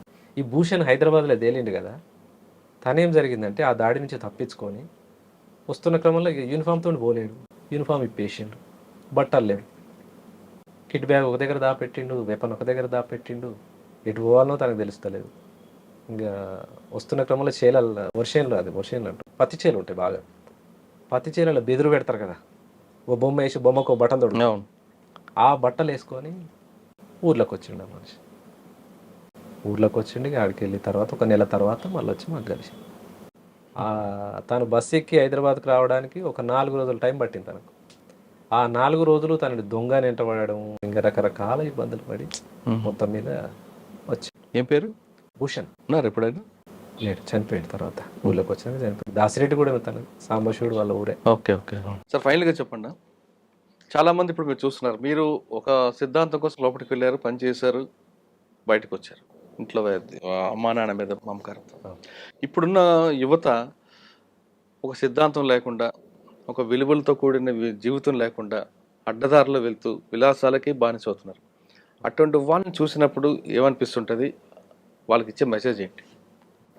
అంటే ఇదంతా కూడా ఏంటంటే రాజ్యము కావచ్చు, పాలక వర్గాలు కావచ్చు, పెట్టుబడిదారు వ్యవస్థ, సామ్రాజ్యవాద మూలంగా ఇంటర్నెట్, జూదము, మీరు అంటున్న ఇవన్నీ వాస్తవాలే. యువత చెడు మార్గం వైపు పోతున్నది. కానీ దీని సన్మార్గంలో నడపాల్సినటువంటి మెసేజ్ అనేది రాకపోవడం మూలంగా జరుగుతుంది. అంటే ఆ మెసేజ్ ఎవరు ఇవ్వాలి? రాజ్యమే ఇవ్వాలంటారా? లేదు కన్న తల్లిదండ్రులు ఇవ్వాలా? గురువు ఇవ్వాలా? సమాజం కన్నా ఇవ్వాలా? తల్లిదండ్రులు ఇవ్వాలి, గురువులు ఇవ్వాలి, సమాజం కూడా ఇవ్వాలి. ముఖ్యంగా ప్రభుత్వాలదే బాధ్యత. మాదక ద్రవ్యాలు కావచ్చు, డ్రగ్స్ కావచ్చు, మందు కావచ్చు, ఇది విచ్చలవిడిగా ఇవాళ గ్రామాలల్లో విలయ తాండవం ఉన్నది. గ్రామాలల్లో, మారుమూల గ్రామాలల్లో 7th 6th చదివే పిల్లలు కూడా గంజాయికి అలవాటు అవుతారు. అవును. దీనికి ఎవరు అడ్డుకట్టేయాలి? ప్రభుత్వాలే ముందు జాగ్రత్త చర్యలు తీసుకొని దాన్ని అడ్డుకట్టేసినప్పుడే సాధ్యమవుతుంది. నువ్వు నేను మన ఇద్దరం అనుకుంటే జరిగేది కాదు కదా. ఎందుకు ప్రభుత్వం ఎందుకు తీసుకోవాలి? తల్లిదండ్రుల బాధ్యత లేదా? తల్లిదండ్రులు కూడా బాధ్యతే. ప్రభుత్వానికి ఎంత బాధ్యత అయితే ఉంటుందో తల్లిదండ్రులదే బాధ్యత. కానీ తల్లిదండ్రులు ఎంతవరకు తీసుకోగలుగుతారు? పొద్దుననంగా పోరాడు బయటకు పోయిండు అనుకో, వాడు రోజంతా దినచర్య ఏముందో కదా, అసలు ఎక్కడి నుంచి వస్తుంది, ఇది ఏం జరుగుతుంది అనేది. అంటే సమాజానికి బాధ్యత ఉంది, తల్లిదండ్రికి బాధ్యత ఉంది, అంతకన్నా ఎక్కువ స్థాయిలో ప్రభుత్వాల బాధ్యత ఉంది. అంటే అదొకటే కాకుండా ఉమ్మడి కుటుంబ వ్యవస్థ రద్దయిపోవడం, నాశనం అవ్వడం కూడా దీనికి ప్రధానంగా కానుకోవచ్చా? వాస్తవం. వాస్తవం. ఉమ్మడి కుటుంబ వ్యవస్థ ఉన్నప్పుడు కొంత బాధ్యత ఉన్నది. బాధ్యత గురువు అవుతుంది ఎవరికైనా. అవి లేవు. పక్కింట్లో ఏం జరిగినా ఇవాళ యువతలింటోడు పట్టించుకునే పరిస్థితి లేదు. రైట్. ఆ టైప్ ఆఫ్ కల్చర్కి వచ్చేసారు. గ్రామాలలో కూడా ఆ కల్చర్. సరే సిటీ అంటే ఎవడు పట్టించుకోడు, ఊర్లలో కూడా అదే పరిస్థితి అయింది. గా ఇంట్లో జరిగితే నాకెందుకు, మా ఇంటికైతే కాదు కదా, మా ఇంట్లో జరిగినప్పుడు చూద్దాం తీ, అగో ఇట్లా ఈ టైప్ ఆఫ్. ఇదంతా కూడా సమాజానికి ప్రమాదకరమైన గంటికలే, ఇవి సూచనలే, ప్రమాదమే. దీనికి సొల్యూషన్ ఏం చెప్పొచ్చు? ప్రభుత్వం సరైన చర్యలు తీసుకోవాలి. ఒకటి, యూత్ కానీ యువత కానీ చదువు అనేది ఇంపార్టెంట్, ప్రశ్నించే తత్వం ఇంపార్టెంట్. ఇవి రెండు అలవర్చుకున్నప్పుడు సన్మార్గం పోతుంది. కానీ ఈ చదువు ఈ యువతనే పక్కదారి పట్టించడంలో ప్రధాన పాత్రధారి అవే అప్పర్ హ్యాండ్ అయ్యి వస్తున్నాయి. కానీ దీనికి ఆపోజిట్ వచ్చే మెసేజ్ అనేది విప్లవ పార్టీలు కావచ్చు, లేదా కమ్యూనిస్ట్ పార్టీలు కావచ్చు, సమాజపరంగా శాస్త్రీయంగా ఆలోచించే మేధావి సెక్షన్ కావచ్చు, ఈ లైన్ అనేది తగ్గింది రావడం. సమాజాన్ని చెడగొట్టే లైనే ఎక్కువ వస్తుంది. ఒకప్పుడు పార్టీలోకి ఒక డెడికేట్గా చదువుకున్న వాళ్ళు ఒక కమిట్మెంట్తో వెళ్ళేవారు, వచ్చేవారు. అప్పుడు అది క్రమేపీ తగ్గిపోవడం కారణం అనుకోవచ్చు. అంటే ఒక సెక్టర్ పీపుల్ దూరం అయిపోవడానికి. అంటే ఒక కొద్ది కాలం ఏంటంటే యూనివర్సిటీల నుంచి, పెద్ద పెద్ద విద్యాలయాల నుంచి రిక్రూట్మెంట్స్ ఉన్నప్పుడు మేధావి సెక్షన్ ఉంది. అంటే తర్వాత గ్రామాల నుంచి, తండాల నుంచి, చెంచుపెంటాల నుంచి వచ్చిన రిక్రూట్మెంట్ మంచిది కాదని కూడా చెప్పలేము. యూనివర్సిటీల కంటే వచ్చిన వాళ్ళ కంటే కూడా కమిట్మెంట్గా పనిచేసిన వాళ్ళు చెంచుపెంటాల నుంచి వచ్చిన వాళ్ళు ఉన్నారు. అంతే కదా. అంతే. గ్రామాల నుంచి వచ్చిన వాళ్ళు కూడా అంతకన్నా ఎక్కువగా పనిచేసారు, అంతకన్నా ఎక్కువ మూమెంట్ తీసుకున్నారు. అయితే నిర్బంధం మూలంగా ఏమైందంటే పార్టీ సెట్ బ్యాక్ కావడం, నగరాలలో సెట్ బ్యాక్ అయ్యి గ్రామాలలో నుంచి రిక్రూట్మెంట్ అనేది వచ్చింది. అట్లా కొంత విద్యావంతులు తగ్గిర్రు పార్టీలు అనేది వాస్తవమే. కానీ గ్రామీణ ప్రాంతాల్లో కుల సంఘాలు ఎక్కువ అవ్వడం వల్ల పార్టీ వైపు ఆదరణ తగ్గిందనేది కూడా వాడుతుంది. కొంతమేర, పూర్తి కదని చెప్పలేము, కొంతమేర ఈ కుల సంఘాలు కూడా కొంత పార్టీని నష్టం చేసినాయి. ఉమ్మడి కుటుంబ వ్యవస్థ పూర్తిగా రద్దవడమే ఇప్పుడున్న యువత చెడు మార్గనే ప్రధాన కారణం అంటున్నారు సుభాష్. ఆయన చెప్తున్నట్లుగా గతంలో భావజాలంతో లోపలికి వెళ్ళి పేద ప్రజల కోసం నిరంతరం కృషి చేసిన ఆయన బయటకు వచ్చిన తర్వాత కొంతమంది మాజీల్లా కాకుండా ఆయన జనజీవన సంస్థలో సామాన్య జీవితం గడుపుతున్నాడు.